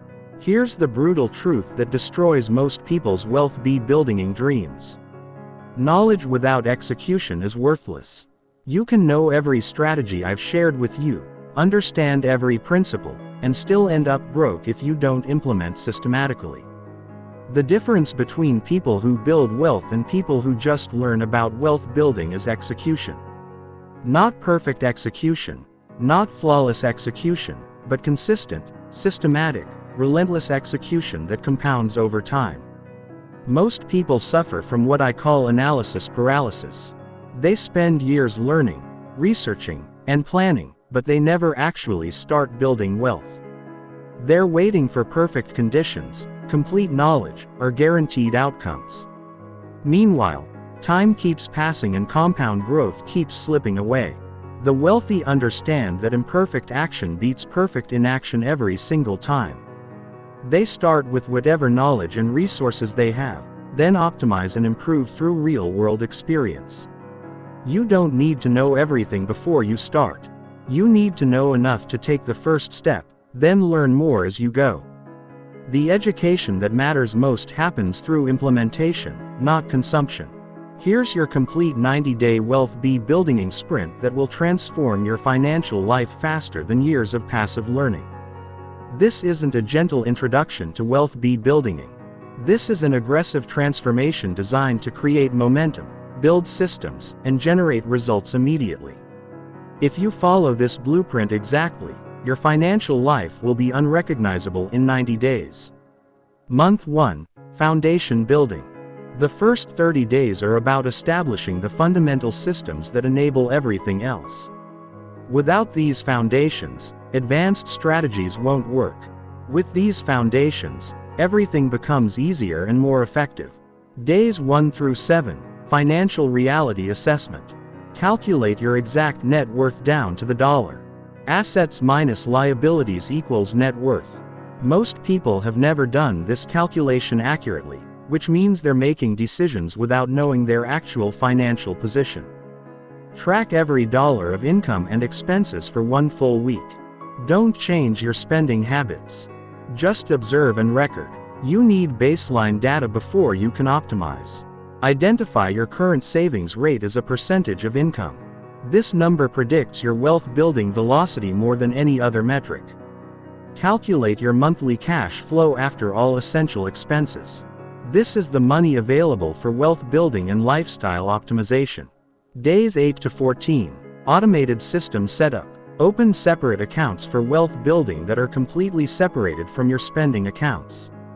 Automation only works if the money never touches accounts you use for lifestyle expenses.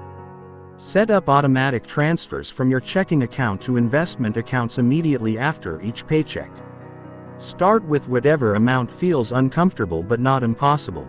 Automate all bill payments to eliminate late fees and make your expenses predictable and fixed. Set up automatic investing in low-cost index funds as your foundation investment strategy. This ensures your money is working immediately while you learn more advanced strategies. Days 15 to 21. Expense Optimization. Audit every recurring expense and cancel anything that doesn't directly contribute to income generation or essential well-being. This includes subscriptions, memberships, and services you don't actively use. Negotiate better rates on essential services like insurance, phone plans, and utilities. Most companies will offer discounts if you ask, especially if you mention competitive offers. Eliminate or reduce the 3 biggest wealth destroyers. Expensive cars. Get reliable used transportation. Eating out frequently.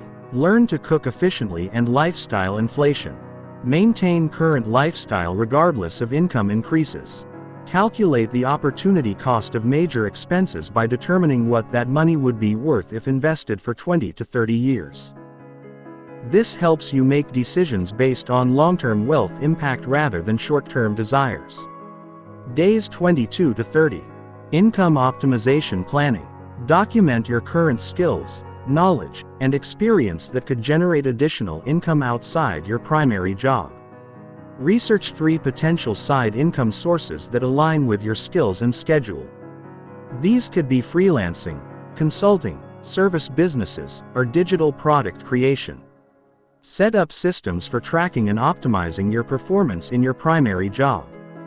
Document your contributions, quantify your value creation, and prepare for salary negotiations. Create a 12-month plan for increasing your primary income by 20 to 30% through skill development, performance optimization, and strategic positioning.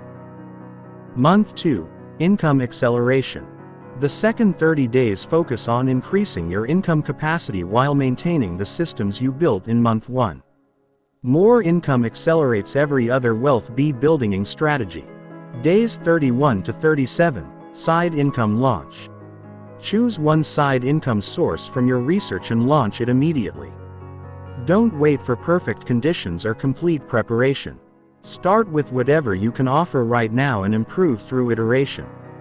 Set up basic business systems, including separate banking, simple accounting, and client management.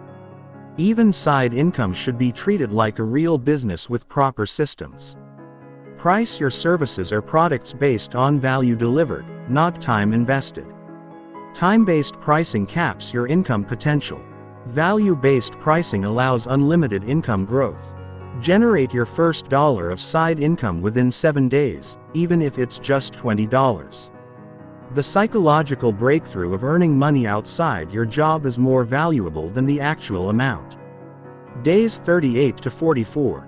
Primary Income Optimization. Schedule a performance review or salary discussion with your supervisor. Come prepared with documented contributions, quantified results, and specific requests for increased responsibility or compensation. Identify the highest leverage activities in your job that directly impact business results. Focus more time on these activities and eliminate or delegate lower value tasks. Begin learning one high-value skill that could significantly increase your earning potential. This could be sales, marketing, leadership, technology, or industry-specific expertise. Network strategically with people in higher-level positions who can provide career advancement opportunities or business referrals. Days 45 to 52. System scaling. Systematize your side income processes so they require less time per dollar generated. Create templates, workflows, and systems that allow you to serve more clients efficiently. Increase your automatic investment contributions by 25% based on your increased income from optimization and side income generation. Research potential business acquisition opportunities or partnership arrangements that could accelerate your income growth beyond what's possible through employment alone. Set up tracking systems for monitoring your progress on income growth, investment returns, and net worth accumulation. Days 53 to 60. Advanced income strategies. Explore passive income opportunities that can generate money without ongoing time investment. This could include rental properties, dividend-paying investments, or royalty-generating assets. Consider transitioning from hourly or salary-based income to equity-based or profit-sharing compensation if available in your field. Research business ownership opportunities including franchises, existing business acquisitions, or partnership arrangements with established businesses. Create a 12-month plan for transitioning from employee mindset to business owner mindset, even if you're not ready to quit your job immediately. Month 3. Investment optimization. The final 30 days focus on optimizing your investment strategy for maximum returns while building the knowledge base for advanced wealth building techniques. Days 61 to 67. Investment strategy upgrade. Analyze your current investment returns and compare them to benchmarks. If you're underperforming, identify specific changes needed to improve results. Research and implement one advanced investment strategy such as real estate investment trusts, dividend growth investing, or sector-specific index funds. Open tax-advantaged accounts if you haven't already, including IR, Roth IR, or self-directed retirement accounts that allow alternative investments. Set up automatic rebalancing and tax loss harvesting if available through your investment platform. Days 68 to 74. Real estate education. Study your local real estate market, including prices, rental rates, property taxes, and appreciation trends. Real estate knowledge is essential for advanced wealth building. Attend real estate investment meetings, seminars, or online courses to understand the fundamentals of property investing. Analyze 3 potential rental properties in your area, including purchase price, renovation costs, rental income potential, and cash flow projections. Get pre-qualified for investment property financing to understand your borrowing capacity and loan requirements. Days 75 to 82. Advanced strategy research. Study tax optimization strategies relevant to your income level and wealth building goals. Consider consulting with a tax professional who specializes in wealth building. Research business ownership opportunities, including existing businesses for sale, franchise opportunities, or partnership arrangements. Learn about real estate syndication opportunities that allow investing in commercial properties with smaller capital requirements. Investigate international investment opportunities, including foreign real estate, international stock markets, or currency diversification. Days 83 to 90. System integration and planning. Review your progress over the 90-day period and quantify improvements in income, expenses, investment returns, and net worth. Integrate all systems and strategies into a comprehensive wealth building plan that can operate automatically with minimal ongoing effort. Set specific, measurable goals for the next 90 days that build on your current progress and accelerate your wealth building velocity. Create accountability systems, including progress tracking, regular reviews, and potentially working with mentors or wealth building communities. By day 90, you should have increased your income by 15 to 25% through optimization and side income generation. Reduced your expenses by 10 to 20% through systematic optimization. Increased your savings rate by 10 to 15 percentage points. Automated your entire wealth building system so it operates without daily decisions. Built foundation knowledge in real estate, business ownership, and advanced investment strategies. Created momentum that makes continued wealth building feel natural and automatic. But the 90-day sprint is just the beginning. Sustainable wealth building requires tracking and optimization systems that ensure you stay on track and continue accelerating over years and decades.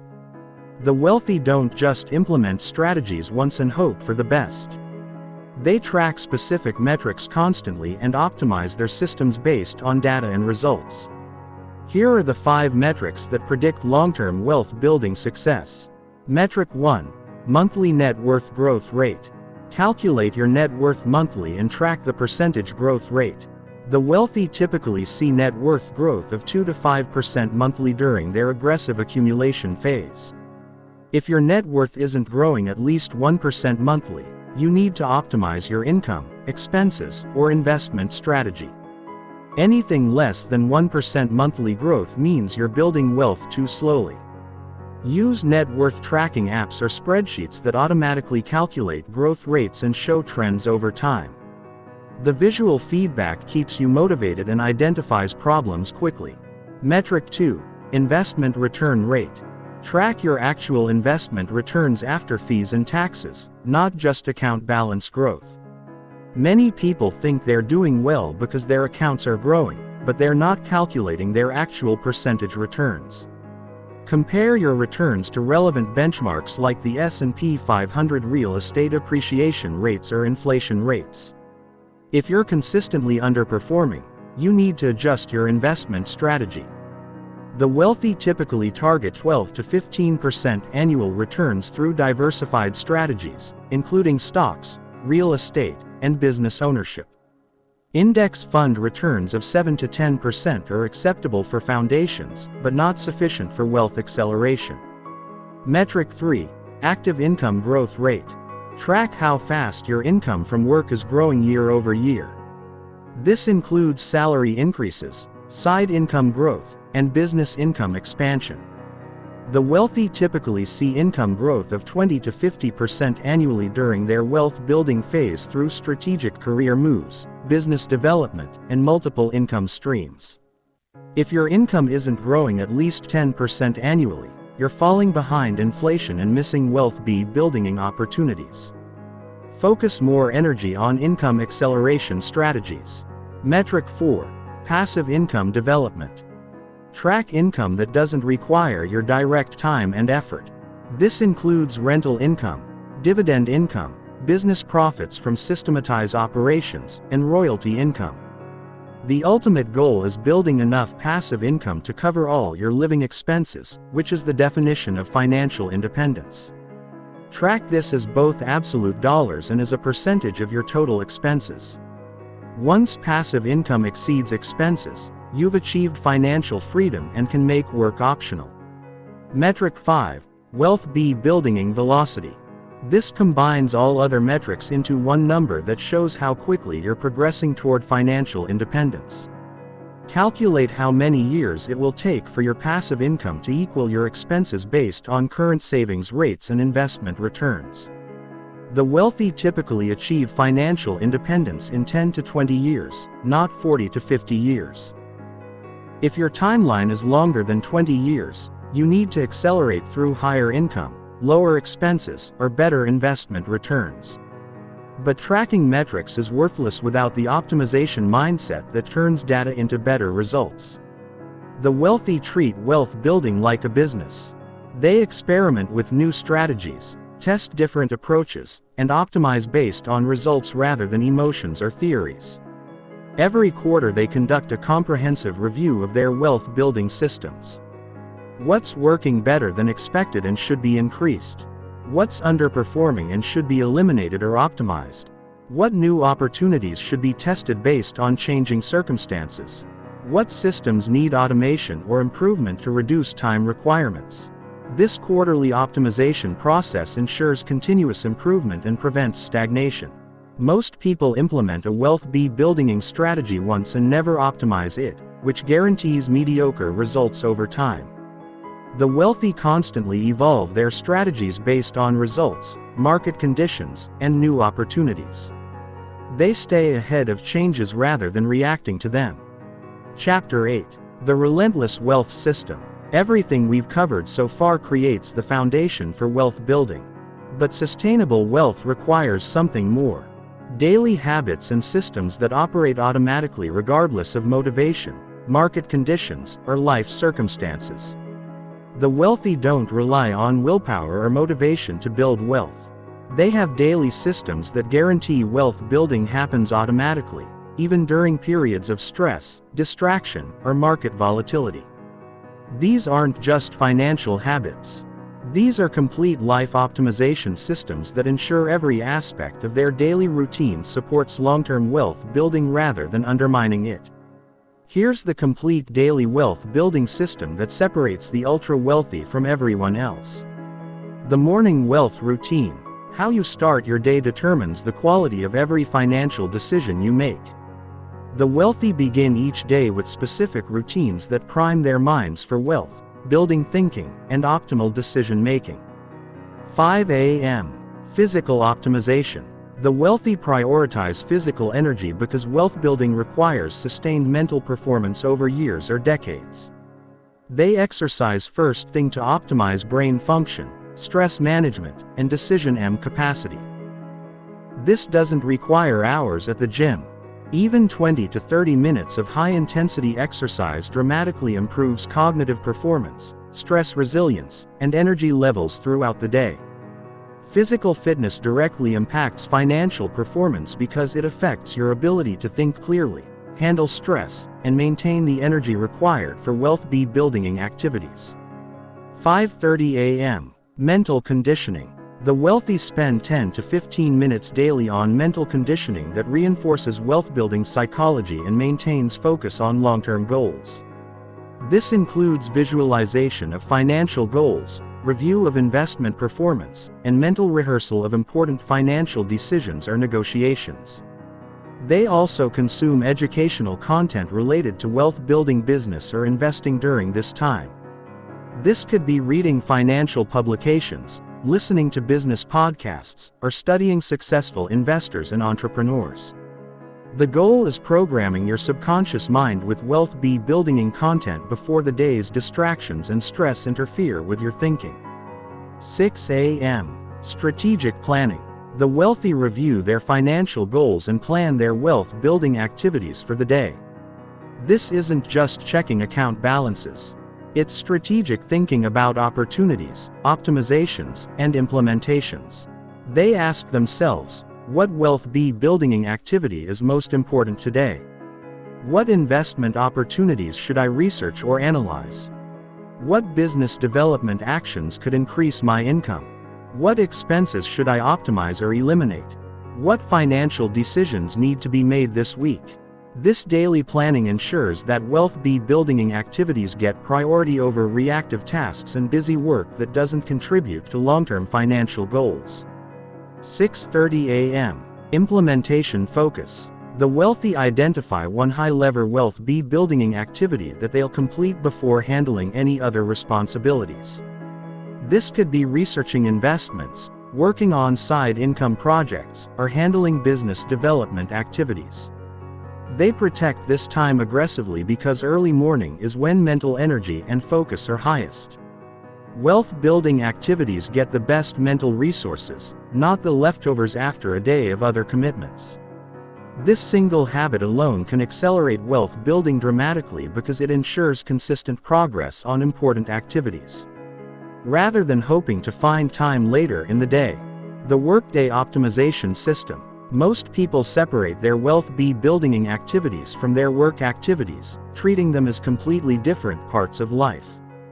The wealthy integrate wealth building thinking into every aspect of their workday.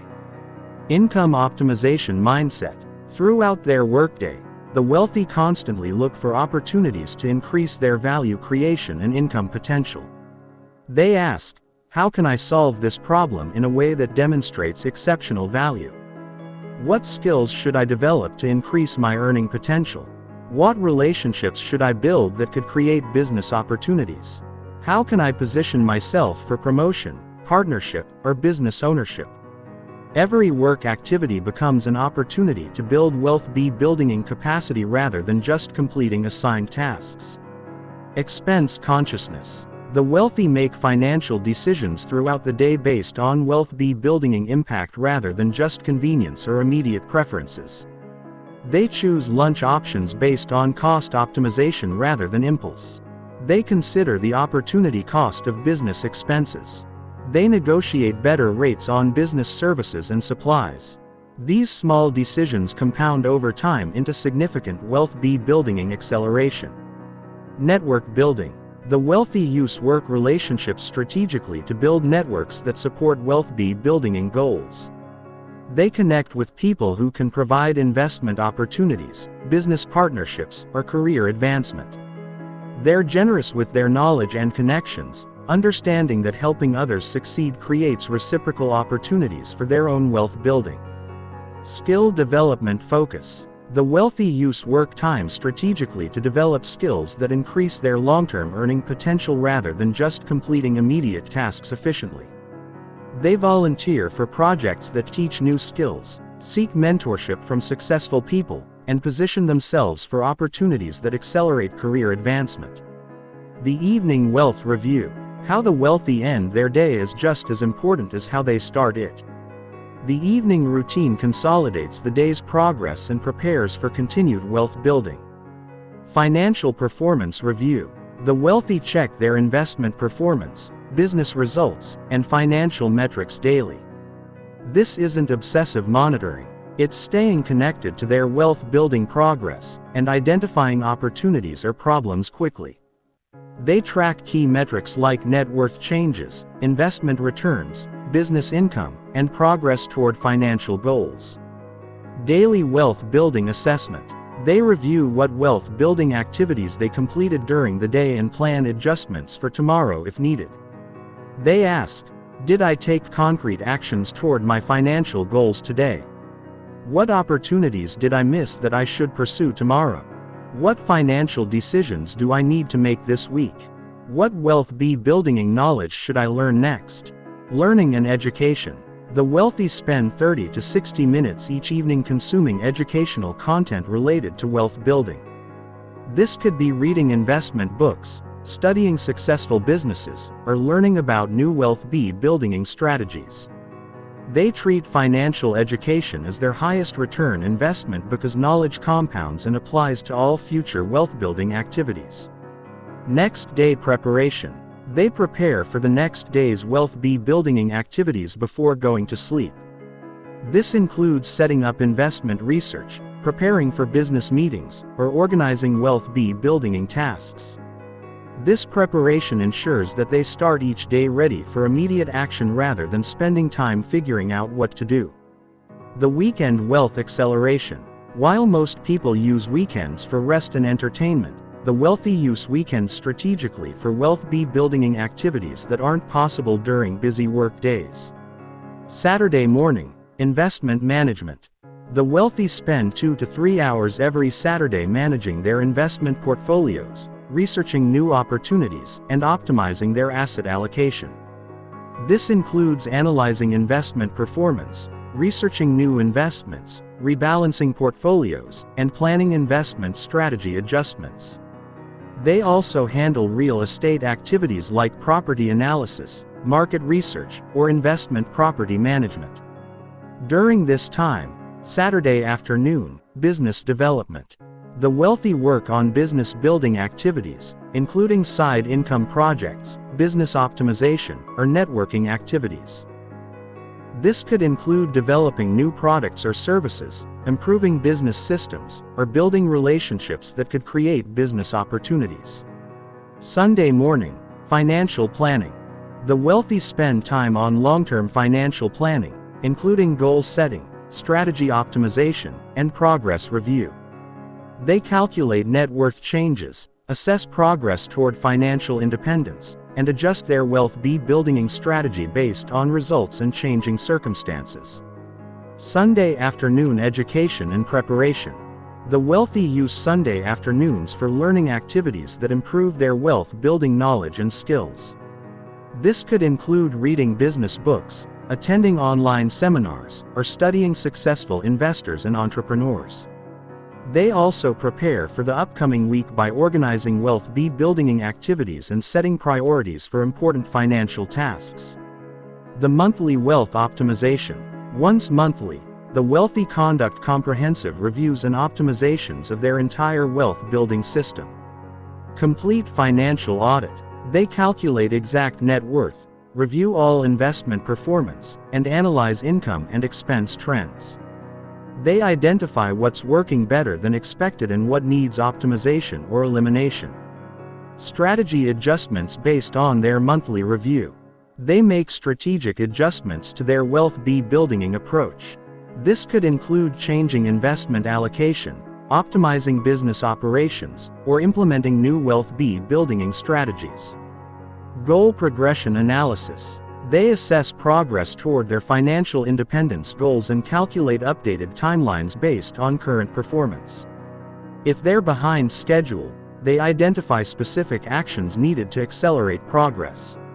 System improvements. They optimize their wealth building systems to make them more automatic, efficient, or effective. This could include automating more processes, eliminating unnecessary activities, or implementing new tools and systems. The quarterly wealth reviews. Every quarter, the wealthy conduct comprehensive assessments of their wealth building progress and make major strategic adjustments if needed. Complete strategy review. They analyze whether their current wealth building strategy is optimal for their goals and circumstances. They research new opportunities and consider major strategic changes like business ownership, real estate investing, or international diversification. Professional consultation.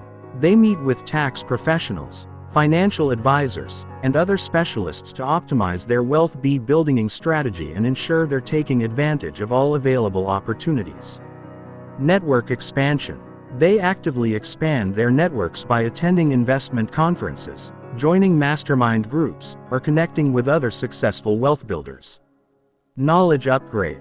They invest in advanced education including courses, coaching or consulting that can accelerate their wealth building progress. The annual wealth planning.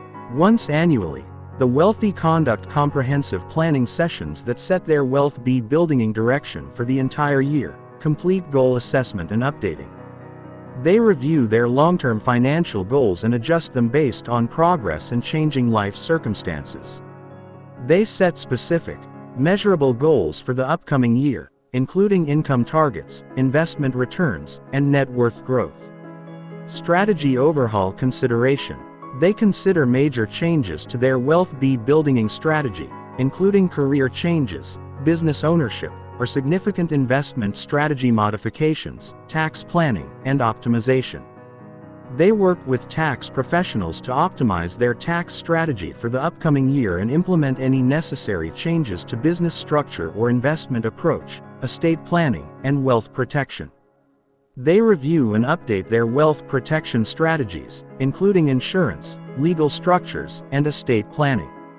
This daily, weekly, monthly, quarterly, and annual system ensures that wealth building stays on track and accelerates over time regardless of changing circumstances or market conditions.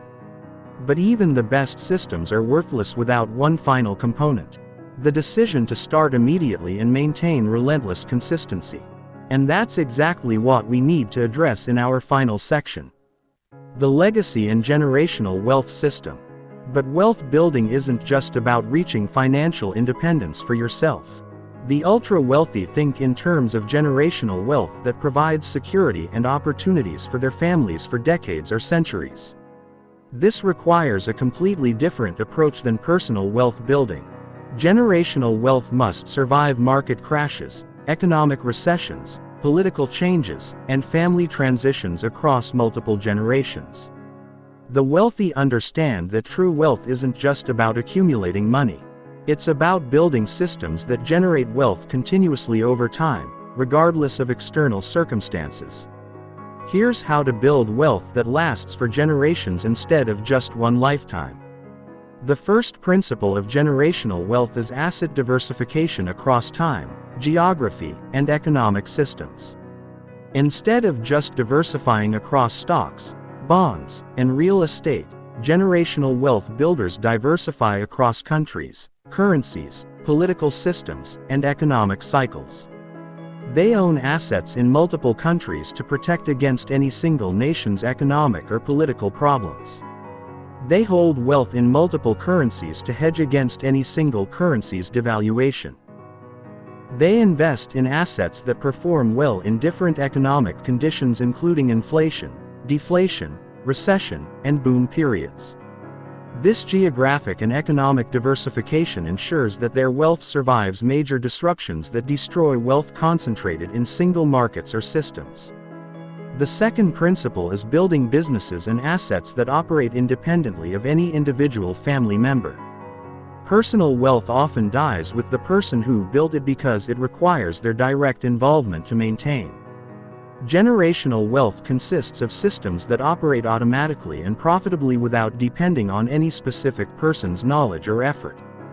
This means building businesses with professional management teams, investment portfolios managed by institutional advisors, and trust structures that ensure proper wealth management across generations. The wealthy design their wealth systems to survive and thrive even if the original wealth builder is no longer involved. The third principle is education and preparation of the next generation. Most wealthy families lose their wealth within 3 generations because subsequent generations don't understand wealth building principles or develop the skills needed to manage substantial assets. Generational wealth builders actively educate their children and grandchildren about money management, investment principles, business operations, and wealth preservation strategies. They provide real-world experience in managing money, making investment decisions, and building businesses rather than just providing access to wealth without responsibility. The fourth principle is legal and tax optimization structures that minimize wealth transfer costs and maximize asset protection. Estate taxes, inheritance taxes, and legal liability can destroy substantial wealth during transfers between generations unless proper structures are established. The wealthy use trust structures, family-limited partnerships, offshore entities, and other legal strategies to minimize taxes and protect assets from potential creditors or legal claims. These structures are established during the wealth building phase, not after wealth is accumulated because they require time to become effective and must be integrated into the overall wealth building strategy.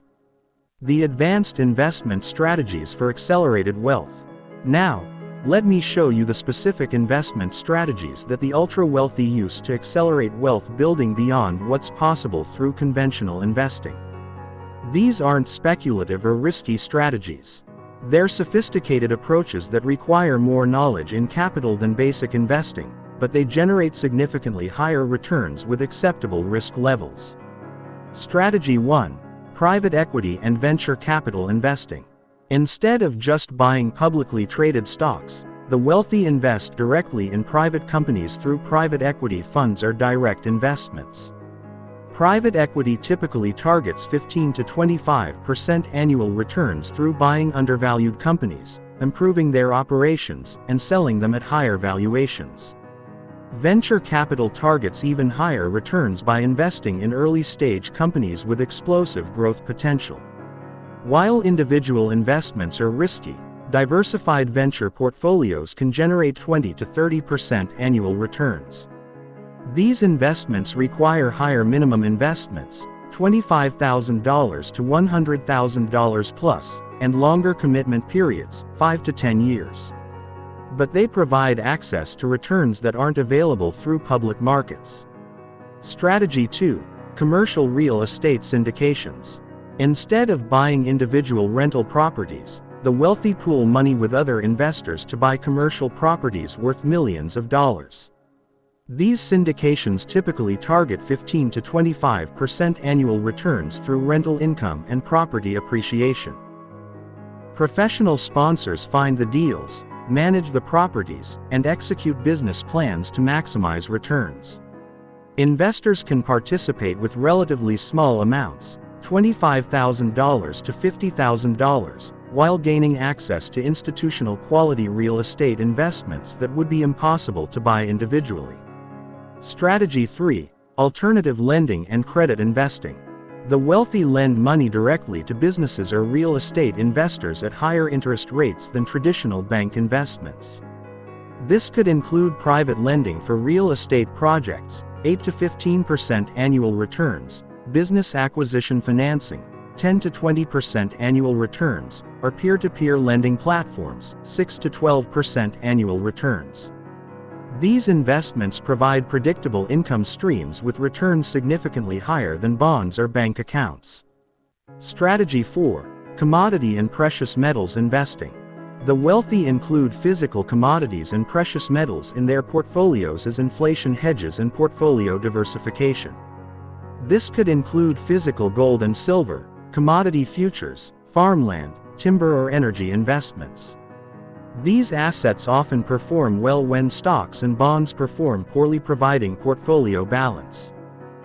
Strategy 5. International and emerging market investing. Instead of limiting investments to domestic markets, the wealthy invest globally to capture higher growth rates in emerging economies.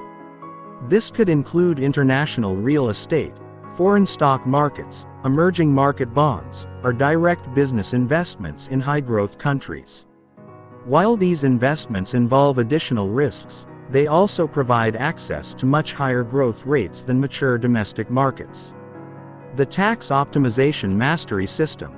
The wealthy legally pay much lower effective tax rates than high-income employees because they understand advanced tax strategies that aren't available to typical wage earners. These strategies can save hundreds of thousands of dollars annually for high-income wealth builders. Money that can be reinvested to accelerate wealth building dramatically. Here are the specific advanced tax strategies that separate the wealthy from high-income earners who still pay high tax rates. Advanced Strategy 1. Business Structure Optimization for Tax Efficiency. Instead of earning all income as wages taxed at ordinary rates, the wealthy structure their income through business entities that provide significant tax advantages. S-corporation election allows business owners to pay themselves reasonable salaries subject to employment taxes, then take additional profits as distributions that aren't subject to employment taxes. This can save 15.3% on substantial income amounts. LLC structures provide flexibility for tax planning, including the ability to allocate income and losses among partners in ways that optimize overall tax efficiency. Multiple entity structures allow the wealthy to separate different business activities and optimize tax treatment for each type of income. Advanced Strategy 2. Accelerated depreciation and cost segregation. Real estate investors can use cost segregation studies to depreciate property components over much shorter periods than the standard 27.5 or 39 years.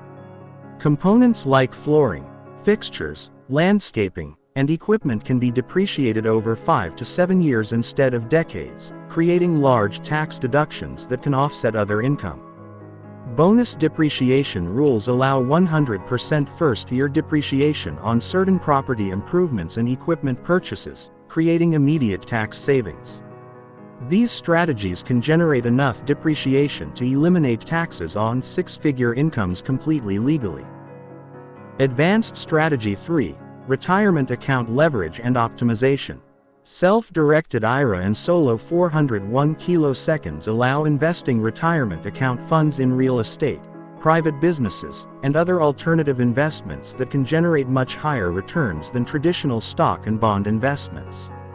Mega backdoor Roth conversions allow high-income earners to contribute much more than normal limits to Roth accounts, creating substantial tax-free growth opportunities. Defined benefit plans allow business owners to contribute much larger amounts annually to retirement accounts compared to traditional 401k limits. Advanced Strategy 4. International Tax Planning and Optimization. The wealthy use international structures to optimize their global tax position while remaining compliant with all applicable laws. This could include establishing tax residency in low-tax jurisdictions, using international business structures to optimize worldwide tax efficiency, or investing through international entities that provide legitimate tax advantages. Foreign earned income exclusions, tax treaty benefits, and international investment structures can significantly reduce overall tax liabilities for qualifying situations. Advanced Strategy 5. Charitable strategies that provide tax benefits while building wealth. Donor-advised funds allow the wealthy to take immediate tax deductions for charitable contributions while maintaining control over when and where the money is ultimately distributed. Charitable remainder trusts allow the wealthy to sell appreciated assets without paying capital gains taxes while generating income streams and tax deductions. Private foundations provide tax deductions, estate planning benefits, and opportunities to involve family members in philanthropic activities while maintaining some control over contributed assets. The Wealth Protection and Risk Management System. As wealth grows, protection becomes increasingly important because larger wealth creates larger targets for litigation, regulatory changes, and economic disruptions. The wealthy don't just focus on building wealth. They focus equally on protecting and preserving wealth through sophisticated risk management strategies. Asset Protection Strategy 1. Legal entity structures for liability protection. Limited liability companies and corporations provide legal separation between personal assets and business liabilities. Properly structured entities can protect personal wealth from business-related lawsuits or creditor claims. Multiple entity structures can provide additional protection by separating different types of assets and activities into different entities, limiting exposure from any single source of liability. Advanced structures like series LLCs or offshore entities can provide additional protection layers for substantial wealth, though these require careful legal and tax planning. Asset Protection Strategy 2. Insurance Optimization for Wealth Protection. Umbrella liability insurance provides additional protection beyond standard homeowners and auto insurance limits for wealthy individuals. Umbrella policies with $5 to $10 million in coverage are essential protection against catastrophic liability claims. Professional liability insurance protects against claims related to professional activities, while directors and officers insurance protects business owners from management-related liability. Life and disability insurance protect against loss of income earning capacity, while long-term care insurance protects against health care costs that could destroy accumulated wealth. Asset Protection Strategy 3. Geographic diversification for political and economic protection. International bank accounts and investment accounts provide protection against domestic political instability, currency devaluation, or banking system problems. Foreign real estate provides geographic diversification and potential residency options in stable countries with favorable economic and political systems. International business structures can provide additional protection layers while maintaining compliance with all applicable tax and reporting requirements. Asset Protection Strategy 4. Trust structures for estate planning and asset protection. Revocable trusts provide privacy and avoid probate while maintaining control during lifetime. Irrevocable trusts can provide asset protection and estate tax benefits by removing assets from the grantor's taxable estate. Asset protection trusts, either domestic or offshore, can provide protection from creditors while maintaining some access to trust assets under certain circumstances. Dynasty trusts can provide wealth transfer benefits across multiple generations while minimizing estate taxes and providing ongoing asset protection. The continuous education and network building system. The wealthy understand that their most important investment is in their own knowledge and professional relationships. They spend substantial time and money on continuing education and network building because these investments compound over their entire lifetime. Education investment strategy 1. High business and investment education. The wealthy regularly attend advanced seminars, conferences, and courses related to wealth building, business development, and investment strategies. They join mastermind groups and peer learning organizations where they can learn from other successful wealth builders and share strategies and opportunities. They hire personal coaches, mentors, and advisors who can provide specialized knowledge and guidance for their specific wealth building goals. Education investment strategy. 2. Industry and market expertise development. The wealthy develop deep expertise in the industries and markets where they invest their time and money. This could include real estate market analysis, business industry trends, stock market sectors, or alternative investment categories. Deep expertise allows them to identify opportunities that others miss and avoid risks that others don't recognize. Network building strategy. 1. Strategic relationship development. The wealthy actively build relationships with other successful investors, business owners, and professionals who can provide opportunities, partnerships, or specialized expertise. They attend industry conferences, join investment clubs, and participate in business organizations where they can meet and build relationships with like-minded wealth builders. They're generous with their own knowledge and opportunities, understanding that helping others succeed creates reciprocal opportunities for their own advancement. Network building strategy. 2. Professional team assembly. The wealthy build teams of professionals including tax advisors, legal counsel, financial advisors, and business consultants who specialize in wealth building and protection. They understand that the cost of professional advice is insignificant compared to the value of proper wealth building and protection strategies. They regularly review and upgrade their professional teams to ensure they have access to the best available expertise for their current wealth level and goals. The ultimate wealth building mindset and philosophy. Everything we've covered provides the strategies, systems, and tactics for building wealth faster than 99% of people. But the ultimate foundation is the mindset and philosophy that drives consistent implementation over years and decades. The wealthy think differently about time, money, risk, and success than everyone else. These mental frameworks enable them to make decisions and take actions that compound into extraordinary wealth over time. Wealth building mindset. 1. Long-term thinking over short-term gratification. The wealthy make every decision based on long-term wealth building impact rather than short-term comfort or pleasure. They're willing to sacrifice immediate gratification for exponential long-term gains. This applies to spending decisions, investment choices, career moves, and lifestyle choices. They understand that wealth building requires years or decades of consistent action, and they're willing to maintain that consistency regardless of short-term market conditions or life circumstances. Wealth building mindset. 2. Value creation focus over money extraction. The wealthy understand that lasting wealth comes from creating value for others, not from extracting money from others. They focus on solving problems, meeting needs, and improving situations for customers, clients, tenants, or business partners. This value creation mindset ensures that their wealth building activities generate win-win outcomes that are sustainable and scalable over time. Wealth building mindset. 3. System building over individual performance. The wealthy focus on building systems that generate wealth automatically rather than depending on their individual performance or effort for every dollar earned. They understand that personal effort doesn't scale, but systems can scale indefinitely. They invest time and money in building systems that work without their constant involvement. This allows them to multiply their wealth building capacity far beyond what's possible through individual effort alone. Wealth building mindset. 4.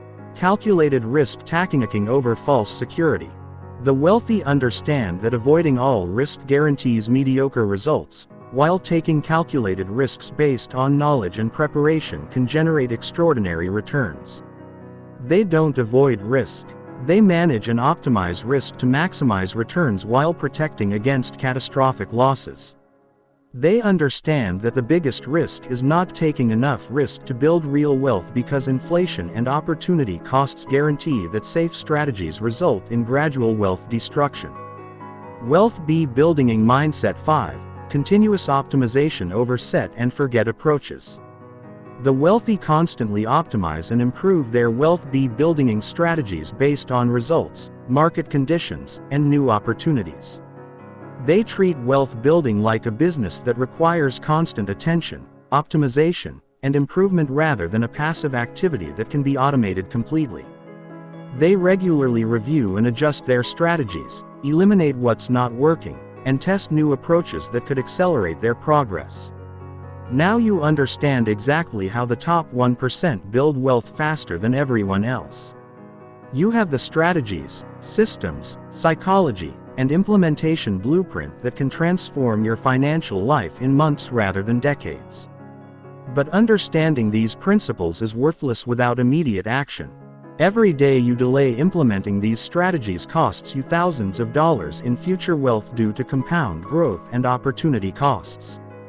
The difference between financial freedom and working until you die is determined by the actions you take in the next 24 hours, not the knowledge you accumulate over the next 24 months. You have everything you need to start building wealth immediately. The question is, will you start today or will you join the 99% who know what to do but never actually do it? Your financial future is determined by your next decision. Choose wisely. The 24-Hour Wealth Transformation Challenge. Right now, you're at the most important moment in your financial life. You have just learned wealth building strategies that most people will never understand. You know more about building wealth than 95% of the population. But here's the brutal truth. Knowledge without action is worthless. In fact, it's worse than worthless because it creates the illusion of progress while you actually stay stuck in the same financial position. You're about to face the same choice that separates the wealthy from everyone else. It's not about intelligence, luck, or starting capital. It's about what you do in the next 24 hours. Champions act immediately. Average people wait until conditions are perfect. Losers make excuses and delay indefinitely. Which category will you choose? The next 24 hours will determine whether you join the 1% who build wealth systematically or the 99% who dream about financial freedom but never achieve it. Here's your 24-hour wealth transformation challenge that will separate you from everyone else who just consumes financial information without implementing it. Hour 1. Complete financial reality assessment. Right now, before you do anything else, calculate your exact net worth down to the dollar. Assets minus liabilities equals net worth. Write down every asset you own and its current value. Bank accounts, investments, real estate, vehicles, everything. Then write down every debt you owe. Credit cards, student loans, mortgages, car loans, everything. Subtract your total liabilities from your total assets. This number is your current net worth, and it's the baseline for measuring your wealth building progress. Most people have never done this calculation accurately. They make financial decisions without knowing their actual position. This ignorance guarantees continued financial mediocrity. Hour 2. Calculate your current wealth building velocity based on your current savings rate and investment returns. Calculate exactly how many years it will take to reach financial independence. If you're saving $500 monthly at 7% annual returns, you'll have $1.37 million in 30 years. That generates about $96,000 in annual income, which might not be enough for financial independence. If you're saving $1,000 monthly at 12% annual returns, you'll have $2.89 million in 30 years, generating about $347,000 in annual income. Calculate your current timeline to financial independence. If it's longer than 20 years, you need to accelerate dramatically through higher savings rates, better returns, or increased income. Hour 3. Identify your biggest wealth building obstacle. Based on everything you've learned, identify the single biggest factor that's preventing you from building wealth faster. Is it low income that limits your savings capacity? Is it high expenses that consume your income? Is it poor investment returns that slow your growth? Is it lack of knowledge about advanced strategies? Is it psychological resistance to wealth building activities? Be brutally honest about your biggest limitation. You can't fix what you don't acknowledge. R4. Choose your primary wealth building strategy. Based on your current situation, choose one primary wealth building strategy that you'll implement immediately. If you have stable income but low savings, focus on expense optimization and automated investing. If you have high savings but poor returns, focus on investment strategy improvement and alternative investments. If you have low income, focus on income acceleration through side businesses or career optimization. If you have knowledge but lack implementation, focus on building systems that automate your wealth building. Don't try to implement everything at once. Choose one strategy and execute it perfectly before adding complexity. Hour 5. Take your first wealth building action. Take one concrete action toward your chosen strategy within the next hour. Not tomorrow. Not next week, right now. If you chose expense optimization, cancel one recurring expense that doesn't contribute to your wealth building goals. If you chose investment improvement, open a new investment account or research one specific investment opportunity. If you chose income acceleration, send one email or make one phone call related to increasing your income. If you chose system building, set up one automatic transfer or investment that will operate without your ongoing involvement. The specific action matters less than taking action immediately. Breaking the pattern of analysis without implementation is crucial for joining the wealth building minority. Hours 6 to 12. Implement your first wealth building system. Use the next 6 hours to implement one complete wealth building system that will operate automatically. This could be setting up automatic transfers from your checking account to investment accounts, opening and funding a high-yield savings account or investment account, researching and purchasing your first investment in stocks, bonds, or real estate. Creating a basic budget and expense tracking system. Setting up automatic bill payments to optimize your cash flow. Researching side income opportunities and taking the first step toward implementation. The goal is creating one system that improves your financial position automatically without requiring daily decisions or motivation. Hours 13 to 24. Plan your 30-day wealth building sprint. Use the remaining time to plan specific actions you'll take over the next 30 days to accelerate your wealth building. Set specific, measurable goals for the next 30 days. How much will you save and invest? What will you do to increase your income? What expenses will you optimize or eliminate? What new wealth building knowledge will you acquire? What systems will you implement or improve? Create a daily action plan that ensures you make progress towards your wealth building goals every single day for the next 30 days. Schedule specific times for wealth building activities so they get priority over reactive tasks and entertainment. The 30-day wealth building acceleration system. Your 24-hour challenge was just the beginning. Real wealth building requires consistent action over months and years, not just initial motivation. Here's your 30-day system that will create momentum and establish wealth building as a permanent part of your life. Days 1 through 7, Foundation Building Week. Implement all basic wealth building systems, including automated savings, investment accounts, expense tracking, and goal setting. Complete your first week of consistent wealth building actions, including daily financial education and implementation activities. Calculate your baseline metrics, including savings rate, investment returns, and net worth growth rate. Days 8 to 14, Optimization Week. Optimize your existing systems based on the first week's results and identify areas for improvement. Implement one advanced strategy such as tax optimization, alternative investments, or income acceleration. Begin building your financial education routine, including daily reading, podcast listening, or video learning. Days 15 to 21, Acceleration Week. Add one new wealth building activities such as side income generation, real estate research, or business development. Optimize your time management to ensure wealth building activities get priority over entertainment and non-essential activities. Connect with other wealth builders through online communities, local investment groups, or networking events. Days 22 to 30. System Integration Week. Integrate all your wealth building activities into a sustainable daily routine that can continue long-term. Review your progress and adjust your strategies based on results and changing circumstances.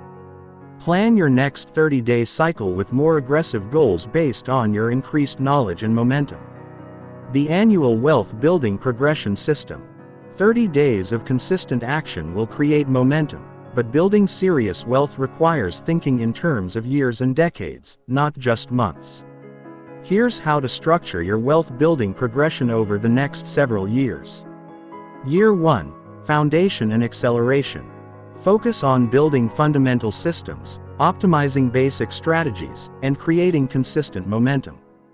Target goals: 20% savings rate, 10% investment returns, 20% income increase, $50,000 net worth growth.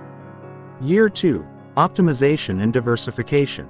Optimize existing systems, add advanced strategies, and diversify across multiple wealth-building approaches. Target goals: 30% savings rate, 12% investment returns, 30% income increase, $100,000 net worth growth. Year 3. Advanced implementation. Implement advanced strategies including real estate investing, business ownership, or alternative investments. Target goals: 40% savings rate, 15% investment returns, 50% income increase, $200,000 net worth growth. Year 4 to 5. Acceleration and scaling.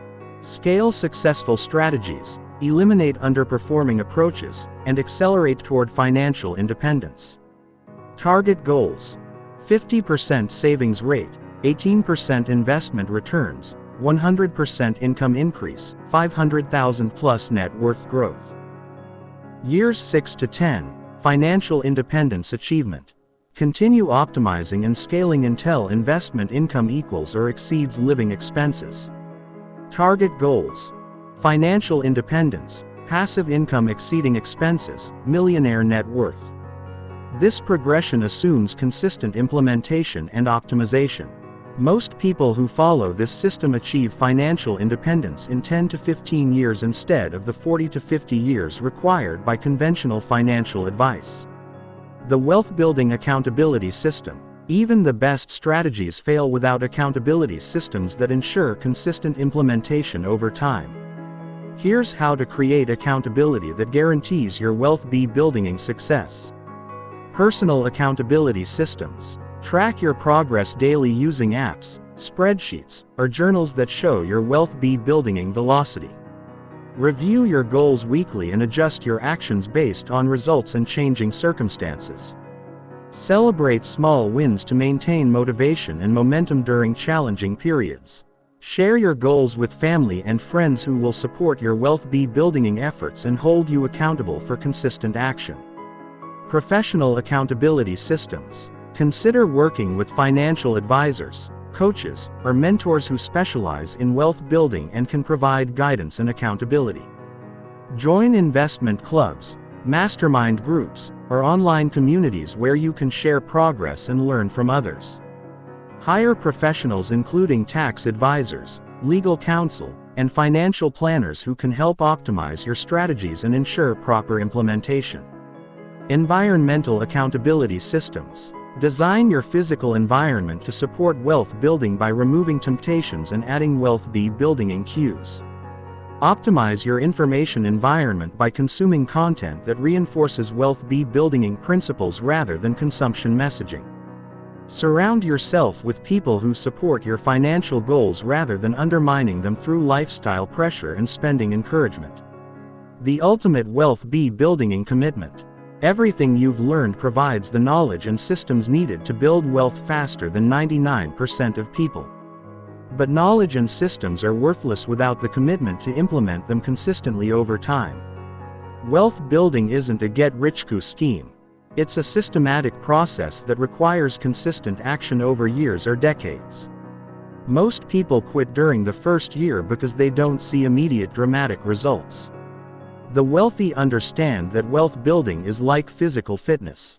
You don't get in shape by working out once, and you don't build wealth by making one good financial decision. You build both through consistent daily actions that compound over time. Your commitment to wealth building must be stronger than your desire for immediate gratification. It must be stronger than social pressure to spend money on lifestyle. It must be stronger than market volatility and economic uncertainty. The wealthy maintain their commitment during bull markets and bear markets, during recessions and boom periods, during personal successes and failures. They understand that consistency over time is more powerful than perfection in any single moment. Here's your ultimate wealth building commitment. I commit to implementing wealth building strategies consistently for the next 10 years, regardless of market conditions, personal circumstances, or temporary setbacks. I commit to saving and investing at least 20% of my income every year, increasing this percentage as my income grows. I commit to continuously educating myself about wealth building strategies and implementing new knowledge systematically. I commit to optimizing my systems regularly based on results and changing circumstances. I commit to maintaining this discipline even when it's difficult, inconvenient, or socially unpopular. I understand that wealth building requires sacrifice, discipline, and long-term thinking that most people aren't willing to maintain. I choose to join the 1% who build wealth systematically rather than the 99% who dream about financial freedom but never achieve it. Your financial future starts right now. You now have everything you need to build wealth faster than 99% of people. You understand the strategies, systems, psychologies, and implementation blueprint that can transform your financial life. But understanding these principles is worthless without immediate action. Every day you delay implementing these strategies costs you thousands of dollars in future wealth due to compound growth and opportunity costs. The difference between financial freedom and working until you die is determined by the actions you take in the next 24 hours, not the knowledge you accumulate over the next 24 months. Most people who listen to this will feel motivated temporarily, then return to their old financial habits within a week. They'll continue consuming financial education without implementing it, staying stuck in the same financial position year after year. Don't be most people. Champions act immediately when they recognize opportunity. They don't wait for perfect conditions, complete knowledge, or guaranteed outcomes. They start with what they know and improve through experience. The wealthy understand that time is their most valuable asset in wealth building. They can always earn more money, but they can never recover lost time. Every month you delay is a month of compound growth that's gone forever. Your 20-year-old self would be amazed at the wealth building opportunities available to you right now. Your 60-year-old self will either thank you for taking action today or regret that you waited for better conditions that never came. The choice is yours, but you have to make it right now. Will you join the 1% who build wealth systematically? Or will you remain with the 99% who dream about financial freedom but never achieve it? Will you start implementing these strategies today? Or will you add this to your collection of financial knowledge that you never actually use? Will you commit to the discipline and consistency required for wealth building? Or will you continue making excuses for why you can't start yet? Your financial future is determined by your next decision. The 1% are waiting for you to join them. The question is, are you ready to do what it takes? Your wealth building journey starts now. Not tomorrow. Not next week. Not when conditions are perfect. Right now. Take action immediately. Your future self depends on it. The time for learning is over. The time for building wealth is now. Start today. Start this hour. Start this moment. Your financial transformation begins with your next decision. Choose wealth. Choose freedom. Choose action. The 1% are waiting for you. Welcome to your new financial life.